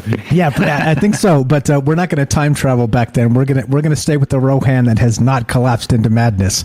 So, what are your other thoughts on this? Again, do you think that in terms of, let's say that the conspiracy mind is like, okay, Generation X, Generation Y, Generation Z, right? Literally coinciding with Agenda 2030 and this whole idea of depopulation with Thanos and the Infinity Gauntlet and the Zeitgeist and snapping the fingers, right? Depopulating. Yeah. Then we have the next generation after Generation Z is called Generation Alpha. Alpha. Can you fucking believe that? It's almost like, come on now. Couldn't you guys have called it like fucking anything else, literally anything else? It's like, why did we start at baby boomers and then XYZ, right? At the end of the alphabet, we had all the fucking letters, right? Like, bro, like I said, I'm not a conspiracy theorist, but if I was, what the fuck? Wow. I mean, well, that's when you bring that up. I didn't know about itself, but yeah, you bring that up. Well, that's totally intentional, isn't it? Especially consider, I mean, you think it's a bit of a coincidence that the Zodiacs have just started over from the start, haven't they? So they've got these generations in, and they've kind of started from the start, the same sort of time. Do you know what I mean? And also, I think, at least for me, it's got that connotation of alpha. You only really hear alpha in the common vernacular when you hear alpha male. Do you know what I'm saying? And then 2030, Agenda 2030, well, that's a 2 and a 3, which makes a 5. And in numerology, that's the number that's free. It's cast aside, it's free, it's not associated. Do you know what I mean? That's the freedom number. So I'm saying, it's almost like, are you serious? I don't know, these might be meaningless connections, but there's a lot of them in there. And you think, yeah, the planet is so ritual. The whole thing's a big, massive magic show, isn't it? But they're actually doing some magic behind the actual curtain, and the stuff that's showing us is all the illusion stuff. Do you know what I mean? And then if we think we've figured it out, we think, nah, it's all an illusion anyway. We've figured out these elites, the conspiracies, it's all an illusion and magic's BS. But in reality, that's what you're supposed to think. You know what I'm saying? Like, who do you think started the moon conspiracy? NASA. Next day, the day after they broadcast the moon landing, the press conference had a pamphlet on every seat. It was faked. It's next day. It controls the conspiracy, doesn't it? You know what I'm saying? You got to lower the conspiracy into a direction, then you've got it, haven't you? Do you know what I mean? Then whenever you look at the conspiracy for the thing, you don't see the real conspiracy. You know, that's what I think. Yeah, yeah, and that's why we need to be able to talk to each other, right? It's like you know, it's the wars on conspiracy theorists. We talk about this a lot, but all that really means is people that want to think for themselves outside of you know, those the binary lefty righty paradigms, right? And the second you do that, they both think you're the enemy, and so there's a reason, right? There's a reason, and they both are grotesquely wrong. They're both grotesquely wrong, and that's the point. That's the whole point of it, right? Because you've seen that meme, right, where it's like the 1 + 1 = 3. You've seen this? Hold on. So it's like 1 + 1 = 1, right? And they all have this on their jersey on the left side. 1 + 1 = 3, and they all have that on their jersey on the right side, and they're fighting with each other, right? This is the meme. And they're both wrong, obviously, clearly wrong, but you're like in the middle, like standing there like 1 + 1 = 2, and they're both peeling off to come get you as they're fighting each other. They both see you as a reciprocal enemy. You're the danger because you're the one calling them out for being wrong, right? It's yeah, there we are. I don't know, man. It's super fucked. I'll try and find that. It's a super great meme.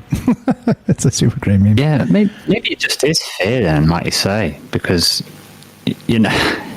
I know we do get self-righteous and stuff, and some of it's that into it, and some of it's like say brainwashing, and we generally believe it as well. And I think it is mostly just fear. I've wondered what is it that leads Michael Strange, Liam Martin, Tam Bang, what is it that leads Jen Hawkins to want to read about this stuff? What is it that gets James to want to know about the paranormal? What is it I'll do it and the next person don't? What is it? Do you know what I'm saying? What is it? Do you know what I'm saying? I just wonder about that. And it's like, is it that there's been enough? I don't know. Is it bravery? Is it that we've been here long enough? Is it that we didn't get enough brainwashing? We didn't drink enough soda to get. I don't know. But I always find it strange that some people. I don't know what it is. So but one thing's for sure, this DNA stuff, man, they're not going to be able to get it right. They keep failing on it, don't they? Making errors coming down the line. And that's the thing, right? So it's like, look, it's trying to play God with, like, you know, let's say 1/10 of 1% of the information. Like they don't even know. Like they still consider right, like a huge percentage of our DNA to be junk DNA, and yet they're trying to change the DNA that they know. Well, as they consider things to be right for the next thing, meaning they're going to change the stuff they do know. But what about the stuff they don't know?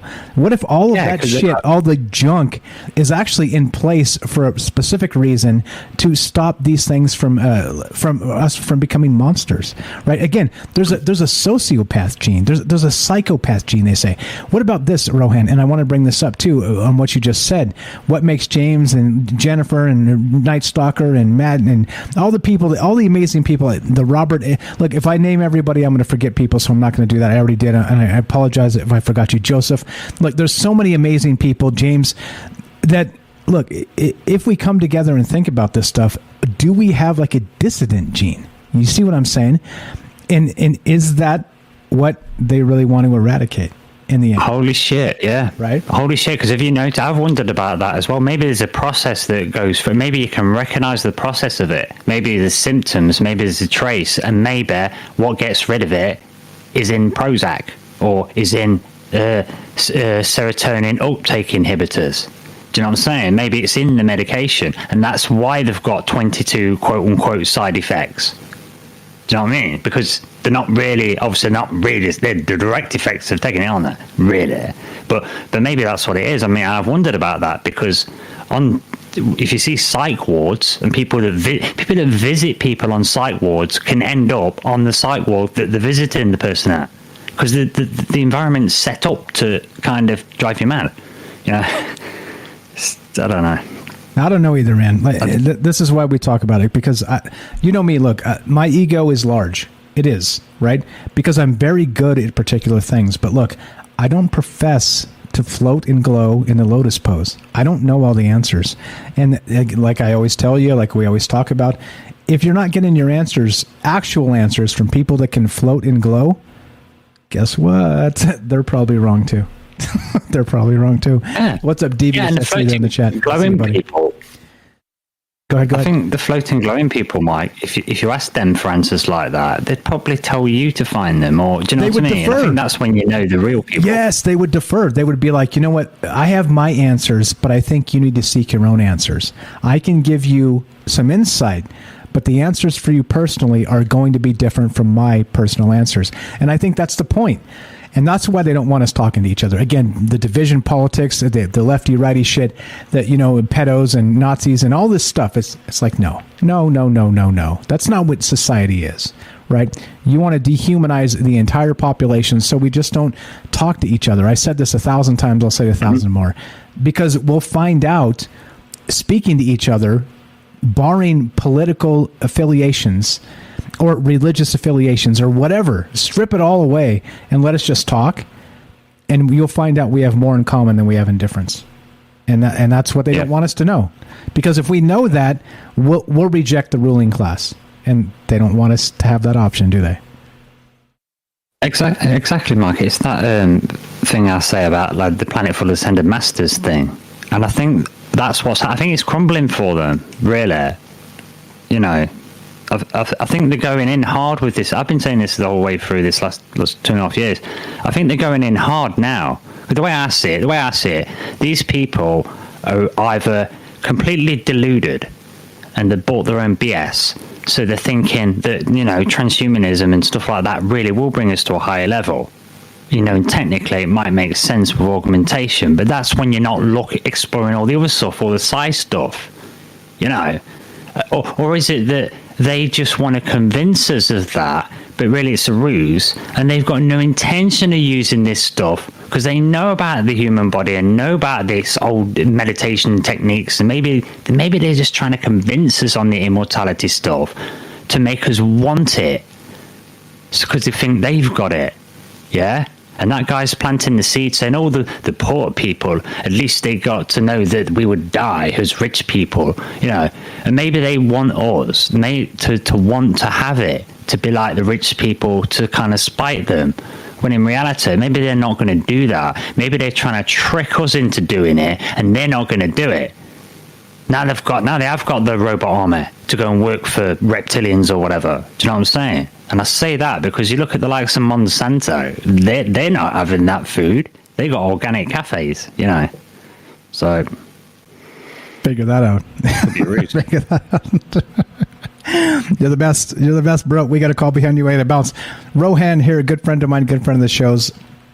Check it out. He's got a podcast called the Exiled Minds Podcast. That's right, EMP, like an EMP for your brain. Check it out. Links in the description. It says follow Rohan here.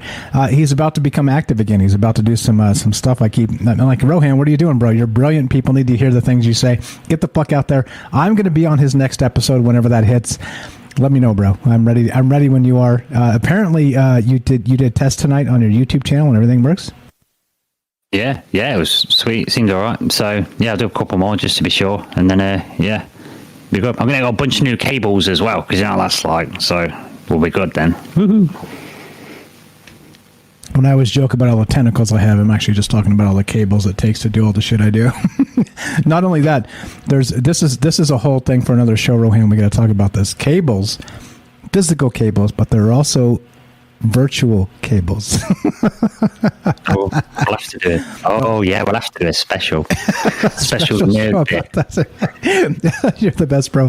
Give Rohan a follow. It says follow Rohan here. You're welcome to stay right there, my friend. We got Tam Bam here as well. We're going to keep on trucking because guess what? Nobody tells us when to stop. You got it? All right. You're the best, bro. Word. Stay right there, or bounce if you got to. I know it's late for you. 702-957-1037. Let's go to Tam Bam in South Africa. What's up? You're on Troubled Minds with Mike and Rohan. What's on your mind, my friend? How are you tonight? Or this morning? I'm sorry. Good. How are you? I'm doing okay. You know, I'm out of beer, but I'll make do. I'll make do. No. Yeah, I started with only 3 in the chamber tonight, so there you go. That's all right. No. Sometimes you got to slum it. You know what I'm saying? It's okay. We're fine. Don't worry about me. Let's talk about you. What's on your mind? I just think this is a very, very important topic to talk about. And it's kind of, it blurs in from what the topic was yesterday. And it's like a 2-day conversation, which I love. I didn't really get the gist of what everybody else was saying because, I keep on saying it's morning for me and there's a school run and I have to get stuff done. So please excuse me if I repeat myself or I repeat something that someone has already said. That's okay. Go right ahead. I just think, the Gen Alpha, that's a very, very, very scary thought. I told you, right? I found that tonight and almost shit myself to shout out to the Rockfin guys. I was like, are you shitting me? The next generation is called Gen Alpha. That's a terrifying term. Go ahead, Tam. Yeah, it's a terrifying. What makes them alpha?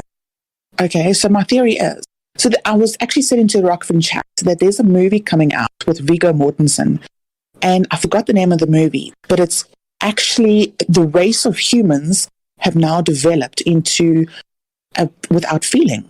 They cannot feel. They cannot have an orgasm. They don't have emotion. They have nothing. So what they have to do is actually physically, internally hurt themselves, cut themselves, stab each other to actually have some sense of feeling. I mean, that's the most bizarre thing. But now you're talking about this, and I saw that movie. What are the chances?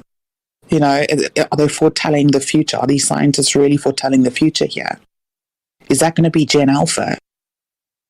And then you're talking about also the kids who are, the test, or the kids who have specific, you can have perfect children, right? You can pick them out, perfect children, no matter what. And it is the future, but it's also already happening today. I see it within the school system that the kids who are, air quote, normal, who don't require medication, who are doing just okay, are struggling. But those kids who are, air quote, normal, in our time when we were kids, would have been the kids who have been excelling at school. But because there's so many medications out today, example, Ritalin, who helps you focus like nothing on earth, those are the kids who are excelling. And I see it. The kids who are normal are lagging behind. The kids who have Ritalin and all those other medications, along with occupational therapy, are flying forward. Those are the kids who are keeping up with the educational system. And I feel so sorry for the kids who choose, or the parents who choose not to give their kids any medication. And the reason why I say that is my brother, he's just finished industrial engineering at university. And the only way he made it through that 5 years is with Ritalin. Or else he would never. All the kids there who studied industrial engineering, they were all on Ritalin to help them study. I've heard this before. And yeah. It's like so think about that in transhumanism terms, right? Like, sorry, just a quick interjection. Is that, look, if we can't actually be human normally, right, we have to like eschew sleep and like take drugs to study and all the rest of this shit, right? I mean, clearly they're probably out drinking and fucking, right? And that's why they have to do this, right? Because they're not trying to cut that part of their life out. I'm not making aspersions on your person. No, you're right. You're right on there. but I'm just saying, in generally speaking, in human terms, right? But so you're not going to cut that part out. You're going to go party and you're going to fuck it. But then, like, you're like, when do I study? You take drugs and you don't sleep, right? But also, didn't Hitler and those motherfuckers do that shit to like not sleep to fucking take over the world? I mean, right? To try to take over the world. Anyway, go ahead. I just wanted to interject because that's what I do. Go ahead. Sorry. No, for sure. Hitler was like a cocaine addict. That guy went shit crazy. But yeah, so my brother had to do that just to get through it. And the sad thing is that the kids on these medications who have to study this massive degree and do postgraduate studies, 3 of them committed suicide because of the after effects of taking Ritalin. So they would study themselves to death, and then they have the downer after the Ritalin medication is starting to wear out and go into such deep depression that 3 of my brothers schoolmates at university committed suicide. And for fucking what? For what? You know? Yeah. It kills me. It breaks my heart. So that was one thing. It's for, you know what it is? It's for somebody else's timetable. That's all it is. It's like, hey, look, if you don't complete your educational purposes on the time frame allotted, you failed, right? It's somebody else's timetable is all it is, right? And so it's square hole, round peg, right? Yeah. Like this is what we're doing, and this is education. This is life. This is humanity anymore. And this is the point. It's like, look, real education doesn't value test taking and squeezing a ridiculous amount of things into a small space of time. It actually values people thinking for themselves. It actually values free thought. It values challenging the institutions that are. That's exactly what school should be. And for the same reason why we always talk about it, it's the exact reason why school is not that. It's the opposite. It's to build soldiers. It's to build workers. It's to build 9-to-5ers. It's to get used to that, like indoctrinating. Look, in this case, right? You want to get super. Let's say not super, but let's say halfway. What's the conspiracy? Halfway conspiracy is that in those terms we have. We're teaching the students to be wary of the boss. And the boss, right, the supervisor, as it were, is the teacher. And the teacher says, no, that's not the thought. This is the thought, right?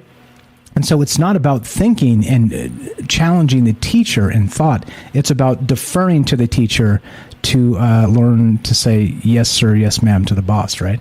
Anyway, go ahead.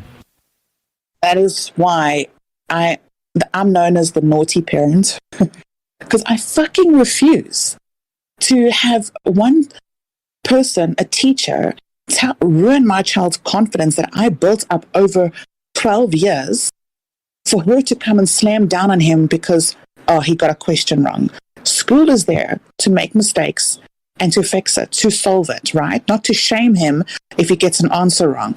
I have had many fights with the school. I am that parent. And I had a meeting with the school once where I said to them, do you fucking think that school is the be-all and end-all to life? I said, I'm trying to grow a happy human, a content adult, happy with its surroundings, happy within himself.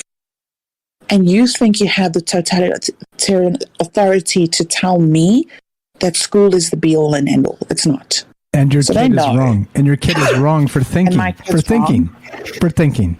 Yeah. I fucking hate the school system. As then I was thinking, okay, so you said that earlier on you had that scientist who said we're stupid consumers, and it was earlier on. It was a thing that you put on. Remember? Yeah, that's the guy. So the whole thing that started the conversation tonight, real quick, the guy is named Yuval Noah Harari. He's an Israeli historian and best-selling author, and he's talking about, are we the last generation of humans? That's what started the conversation tonight. But yes, that's the guy. Go right ahead. Okay, I didn't remember his name. Okay, so from how he's talking and how he's translating the information from a scientist's point of view to us muggles, air quote, is he's already done this. It sounds to me as if he's already kind of gene sequenced himself or removed specific genetic coding that makes him lack empathy for the human race. It boggles my mind how someone can talk like that so cavalierly. It's like he's a different person, a different race of, I don't know. I don't know, but that's not how a normal person speaks. No. And this is why they're like heralding him as like, he's getting a ton of press and they're talking about him and all the rest of this, right? In good ways, in good moments, right? But I'm like, listen to what this man's saying. Like, is this not like literally the antithesis of what we should aspire to as being better humans? Look, the whole point of all of this is like in human definitions, right? You are human or you are not. And human is flawed, right? And so the second you promise humanity a future unflawed, means it's a future controlled. That's what this is all about. That's what it's always been about. And so convince me otherwise. Amen. 702-957-1037. Convince me otherwise. Tell me that we're just trying to teach them. Teach them what? Teach them to defer to the teacher as the boss. Right? That's what so they can go into a society and defer to the boss and not think that human resources, by the way, I've said this a lot. I'm going to continue to say this. Human resources in a company is not about actually defending the humans that work there. It's about defending the company against the humans. And that's living in the upside down. Behavior. Yes. There's your fucking human resources. It's like, oh, fuck you. Tell us what we want so we can take the notes, hand it to our corporate lawyers so we don't get sued and you get fucked. Don't go to human resources. Go to an outside lawyer, people. Go to the labor board. Don't fucking do that. Absolutely. Don't fucking do that. They're using it against us. It's all part of the same system, guys. It's all part of the same. It's cradle to grave. Do you know what I'm saying? This is the insidious thing about it. Think about it. You get, well, at least in the West, we get told that we're sinners. We get all that. We go through the education system. And the education system, literally, the education system, I've even asked them and had these kind of conversations, and they'll say, yeah, the academic institutions do not teach academics. So it's false advertising. They teach attitudes through academia.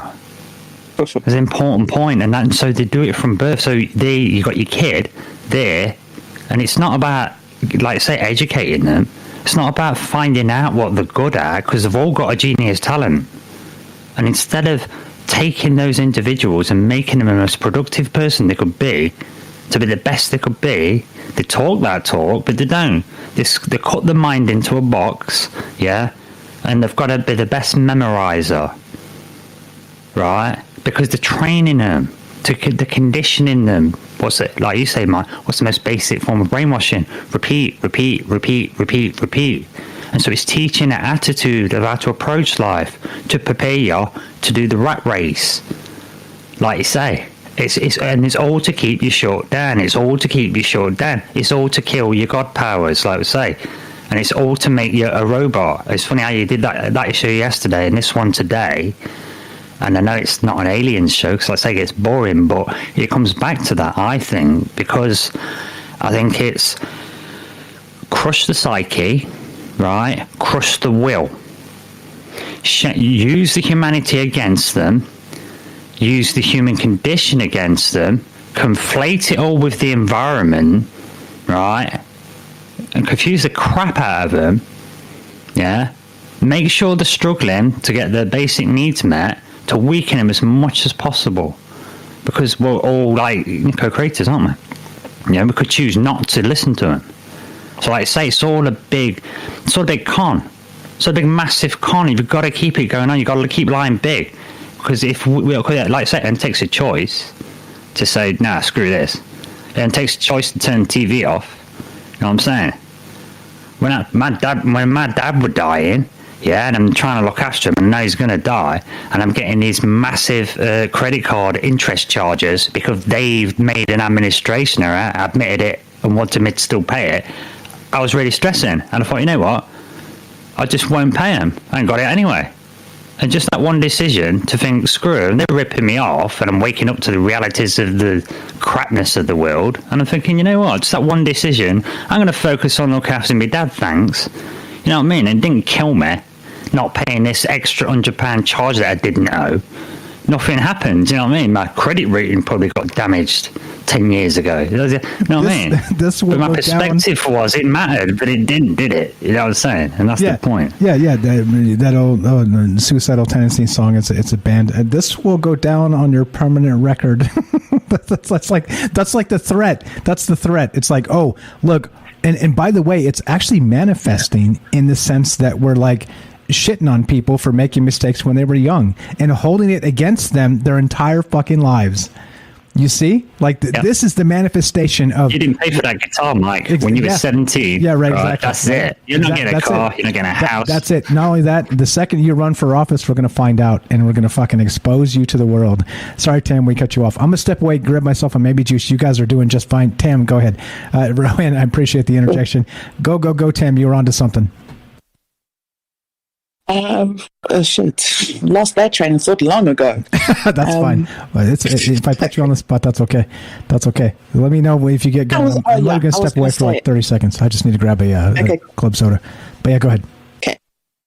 So that scientist who was saying all that shit, like I said, it seems like he's already done this to himself, like he's already tested on himself, which is so bizarre. I don't know.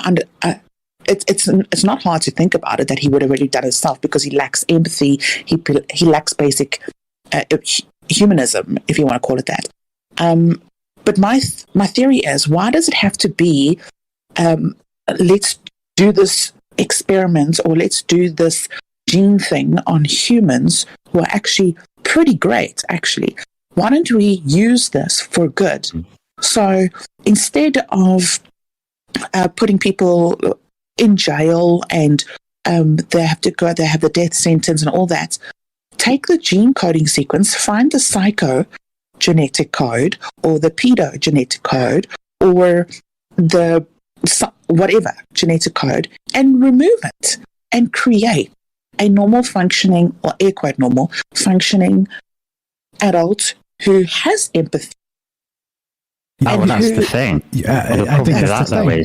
Exactly. I don't think is the one, but also, like Mike said earlier, if you can't remove anything, even the bits you don't want, because that when we're not human, we've got to take the rough with the smooth. So I would say the way that we deal with those things, psychopaths and child molesters and abusers, the way we deal with the quote-unquote paedophile is by talking about it. For starters, because that's one thing that's bothered me, and I've noticed of all the topics, it's one thing that's been so difficult to get a conversation about because it's so emotionally charged for people. But we've come to the point now where we can talk about that sort of thing, and now we can talk about, well, why is it? And now we can talk about it in terms of politics, because the cold, harsh reality of it is that stuff is part of the religion of politics. Right, it's not just some old man Reg on the corner every now and again. It's like an industry. Yeah, and until we're brave enough and sensible enough and adult enough to talk about them things, we can't have a just world. And that's what I'm aiming for, and that's where we've got to start. We've got to feed everybody, yeah, make sure nobody's doing slave labour, and make sure no children and adults are in sex slavery. It's not that big a list. And the big ones they are, but they're not palatable topics. And this all comes together in this humanity thing, and is turning into robots and taking our humanity away and not letting us have sex and not talk to each other, and we've got to only talk to each other behind a plastic screen. It's like, no. Poor old kids having Ritalin at school. What the hell? That's a stimulant to help them cope with a situation they're not designed for. So adults have to take drugs at work, but they call it coffee, make it socially acceptable, and don't point out it's drugs. That's drugs because you're supposed to slump after 5 hours, sat at that computer thinking, oh my God, I gotta go home, man, I can't do this anymore. So they give you some coffee to artificially push you past your breaking point 5 days a week. Yeah. You know what I'm saying? It's all fucked. And again, so I get what you're saying, Tam. Like if you're going to remove particular instances of people, right? That's what you would target, right? And that's what a good person would do. But here's the problem. I think that we don't know what we don't know, and 85% they say is junk DNA. Once you start targeting these genes and whatnot, and being like, okay, let's this is what happened. This is exactly what we were talking about earlier too. You may have missed it. So there's a study that came out. Joe in Florida called, and he's right. I noticed this, and I should have added it to the show tonight. My bad on that. It's why we have such a powerful group here, because we catch each other when we miss things. But they just changed a mouse genome to be more docile. Okay, they changed it through CRISPR, and they were like, okay, we're going to do the things and make the edits, the gene edits and the things, and then they grew this generation of mice, and inexplicably, somehow, some way, they became more violent, and they were just attacking each other like fucking crazy. And they were supposed to have removed what they determined was the aggro gene. And then this new version of mice were super aggro, right? And so that's my point. If we meddle and play God, we don't really know what like 85 or 90% of the genome actually fucking does. We're just like, oh, that's nothing. Like, just think about that in terms of like exactly that example. Because they're like, so go ahead, sorry. So did they take a normal mouse, or did they take a mouse who was actually the extreme and like an aggressive mouse? I don't know. I wasn't there. I just saw the This article. is my point. Okay. My point is you cannot take a normal... Yeah, you cannot take a normal human and say, I'm going to take out your bad gene, right? You have to take the extreme human, the human that does the worst things, and remove that. Okay, but then it will kind of balance out to homeostasis kind of thing, right? No, okay. However, the thing is, right, and this is where this becomes really dark and it's the slippery slope, is that who determines what the bad human is? Okay, and clearly there are obvious examples of that. But one bad human that does, let's say, a particular bad thing, and we all know what I'm thinking, I don't want to say it because I don't want to get us flagged. Let's say one bad human that does one bad thing, and another bad human that does the same bad thing, it doesn't mean they have the same bad gene. They may have different bad genes or different things. You know what I'm saying? And this is the whole. This has always been the debate in psychology, because this same with all behavior. The thing in psychology with this is where do these things come from? This is the problem. We don't know if it's nature or nurture. We don't know if it's environmental or it's embedded in us. And when we're talking genes, we're saying it's our nature to be that way. But we haven't got enough evidence to say either way. And I think we can all agree the world's fucked. So that would, from in my mind, right, that say that it's probably our the surroundings. It's probably the nurturing environment. It's not a nurturing environment. This is what I've come down to when it comes to judgment. Like, you know what? We don't really know what our natural state of being is. We don't know how many natural psychos there would be. We don't know if we naturally would have these things that we find distasteful. We don't know if that's as a result of poisoning our food and water. That could be as a result, you are what you eat. Well, if your mind consciousness governs everything and does everything, well, information is food. So, do you know what I mean? We might be brilliant. We might be really peaceful, not have these crappy things. But we don't know because we've been screwed with for fucking God knows how long. Do you know what I'm saying? I don't know who we are. Do we really have psychos? Perhaps we're not supposed to. Perhaps they're alien genes. I don't know. You know what I mean? We don't know, do we? We don't know enough. Yeah. My point was... Go ahead. Yes, Carrie. No, go ahead. My point was, if you're going to choose the lesser of two evils, right, you have a choice in playing God. So a bad person does a really awful thing. You throw him in jail and you put him on the death sentence and you eradicate him from the planet, right? Or you have the choice of taking out their specific genetic code that makes him do those awful things. What do you choose? If you're going to play God, what's the less of two evils? Well, maybe that's a quite brilliant idea to do in terms of what's a way then we can ethically try to find out that, because we don't know the answer to that, do we? So maybe that's an ethical way. Maybe if someone is sentenced to death, maybe you could give them the choice to willingly, submit to this scientific experiment, and there's a damn good chance they'll live, but it's going to change them in some way. Do you know what I mean? The thing is, like you said, we don't know. And I'm sure as hell 100% they don't know. They come out with these stupid studies, these scientific stupid studies, and say, look what we've done. And they try, and how long did it take to get to that? We're talking about an experiment that they did in 10 years, let's say the maximum of 10 years experiment.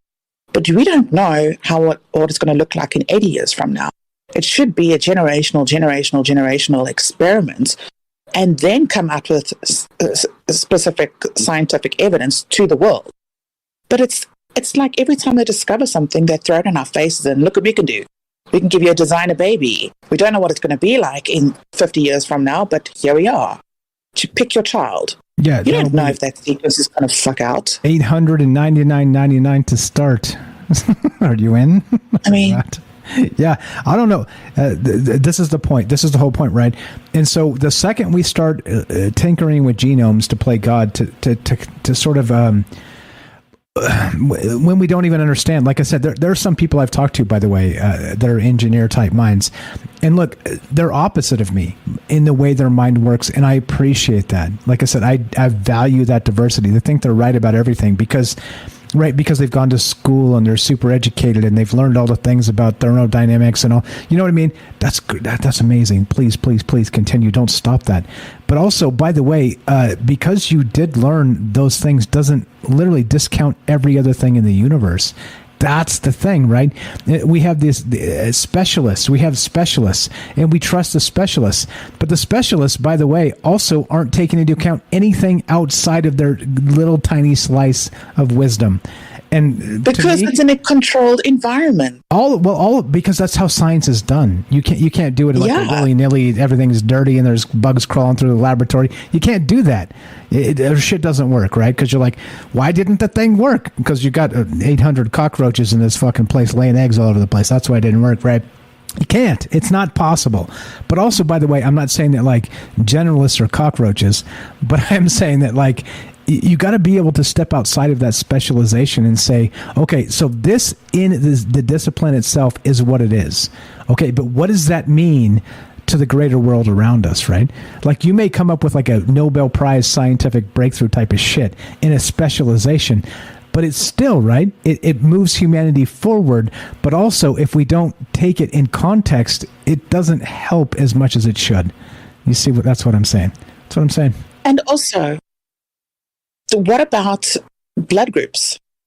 You say that scientists say they can do all these things with the genetic code, but have they thought about the blood groups?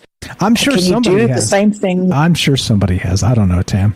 You know me. I'm not a scientist. This is not not my forte. I'm the generalist. I'm not the specialist.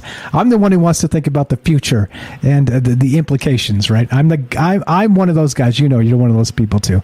But I don't know. I don't know. I think those specifics. I can't speak to that. But if you have something, go ahead. I'm sorry. Well, this is the problem as well. Like you said, because I'm highly educated. Really, I am. And in a university setting, over and over and over again, I'm constantly studying, right? But that doesn't mean I'm fucking delusional to the rest of the world and how it works. And I can't say for certain anything. For me, learning and education and further studying is really, for me, an expansion of further thinking. It allows me to think further. That is it, right? And that was my choice. But is it set in stone? No, because I'm still learning or educating myself from other people's opinions. And those people's opinions wrote textbooks. And those doctors and professors learned science and all those things from other people's scientific breakthroughs. Nothing is set in stone. And these scientists need to realize that life is a fucking guideline. It's not a fact sheet. Well, because of course, science is trying to determine the difference between subjective and objective reality. And so we have to value it, right? But again, applying the two things to each other is more an art than a science. And so I think, look, this is what I'm saying. So it doesn't matter.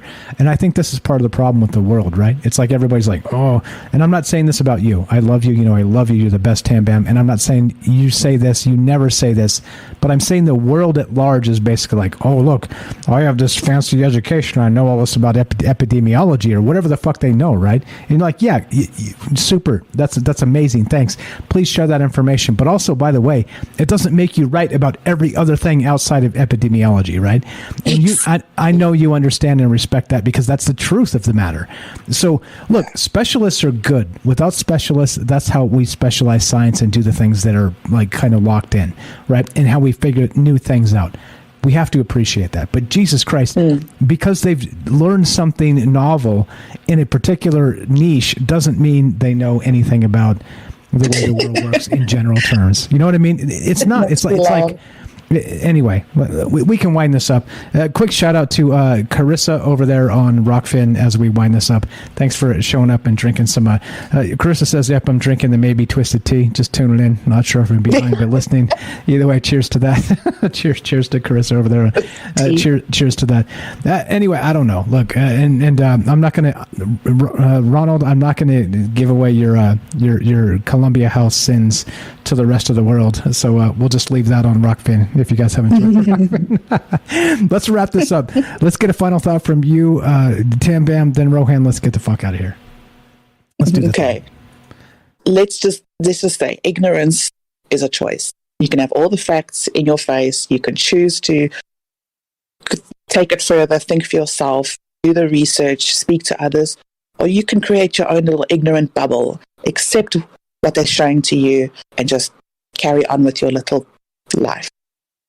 Amen to that. Amen to that. Rohan, can you hang tight? You okay for a minute? Yeah, I'm good. Yeah, stay right the fuck there. We're going to go to you. Let's go to one more time. You got to be fast, bro. Matt in Colorado, thank you so much for being locked into this. You got like 60 seconds. Go ahead. Yeah, can you hear me, Test? Yep, loud and clear. Go ahead. Yeah, I just couple quick things. One, Rohan, I think, was a few minutes ago getting onto all the levels of programming.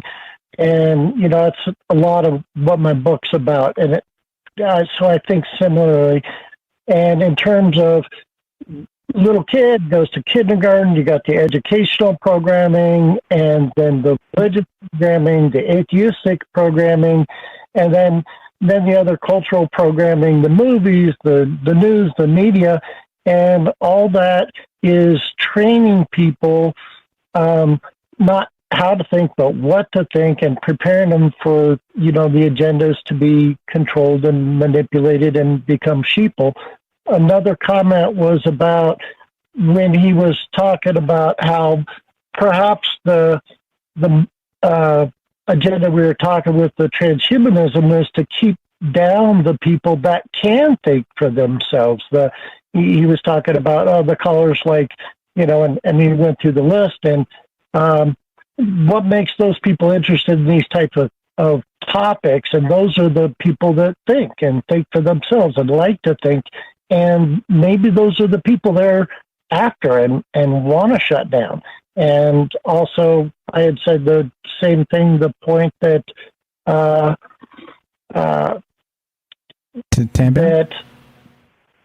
I lost my train of thought. But all right, that was 60 seconds. You're fine. I appreciate you very much. Thanks for listening to every single word, man. You are locked into this. You're in the right place. Don't worry. You can pace yourself because, God willing, we got tomorrow, bro. Monday through Thursday, 7 p.m. Pacific. You're welcome anytime. Thank you so much for contributing and thinking along with us. And thanks for being part of the fam. Always a pleasure, bro. Have a great night. Pleasure's all mine. Thanks, buddy. Thanks a lot. There you go. Let's go back to Rohan. Let's finish this up. That was such a treat, because I was going to mention Matt from Colorado as well, because I liked that quote. He mentioned the opposing opposing forces rather than good or bad in judgment. And I like to think of it. I don't try not to think of this stuff in judgment, get too depressed about it. But yeah, it's just, opposing forces. I like that quote. So yeah, nice to hear, Matt. So that was pretty cool, man. I've not heard him call in before, nothing, just once before. So that's just really cool, man. You're growing, Mike. The audience is growing. Hey, look.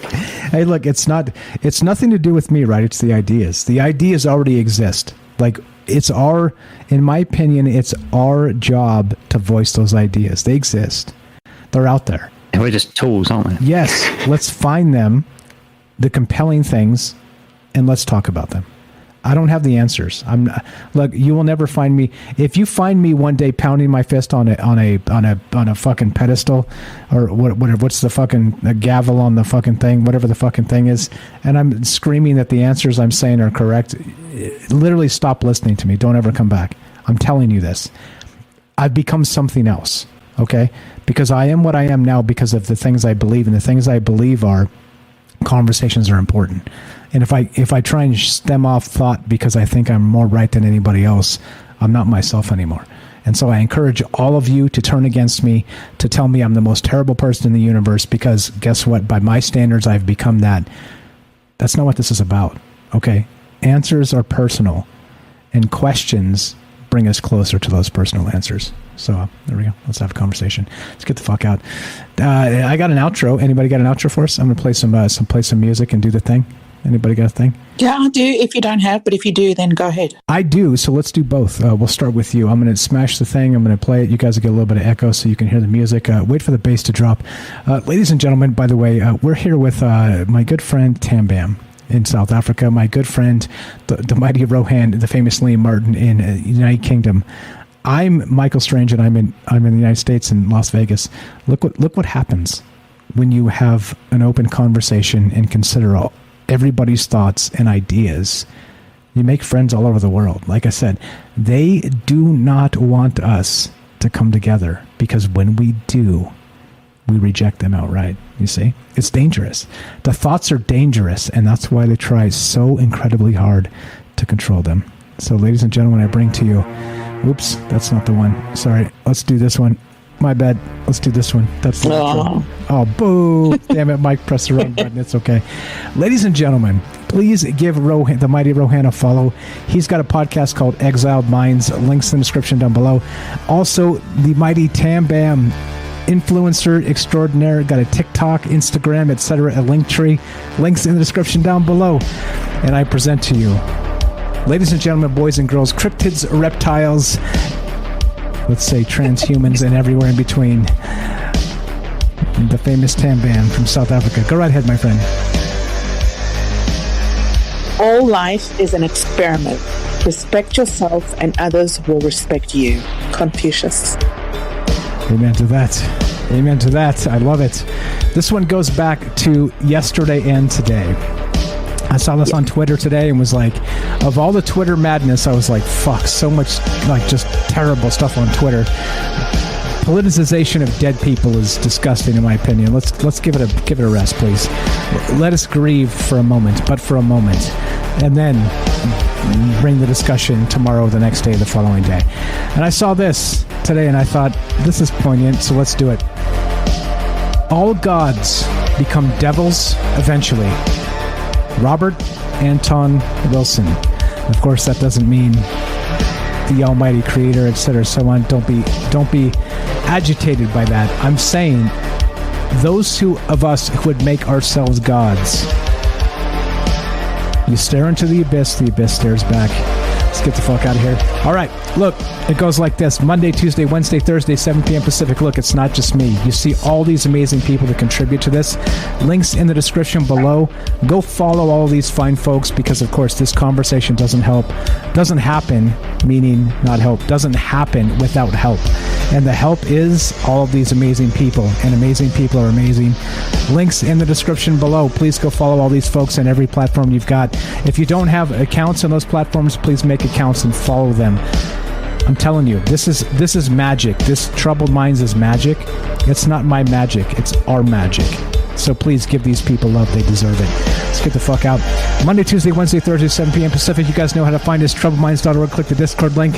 Here's the thing. If you want to help the show, a couple things. Number 1, Patreon. Number 2, you can find us on Rockfin, sub up there. Number 3, you can find us on Twitch, sub up there. Number 4, TroubledFans.com. TroubledFans.com. You can buy merch. You can buy hats, shirts, all the shit. If you don't want to spend money, I completely get it. Or don't have money to spend, I completely get it. Spread the word. Spread the word. Listen to the podcast feed. Right? We got 421 episodes going up tonight. 420 as of yesterday. Cheers to that. Look, 421, I'm pretty sure you haven't heard all of them. So go listen to the podcast feed. They're monetized. It helps. It's free for you. It's amazing stuff. Go back and listen. Many of the people you hear on this show tonight are also back in that podcast feed. Go listen.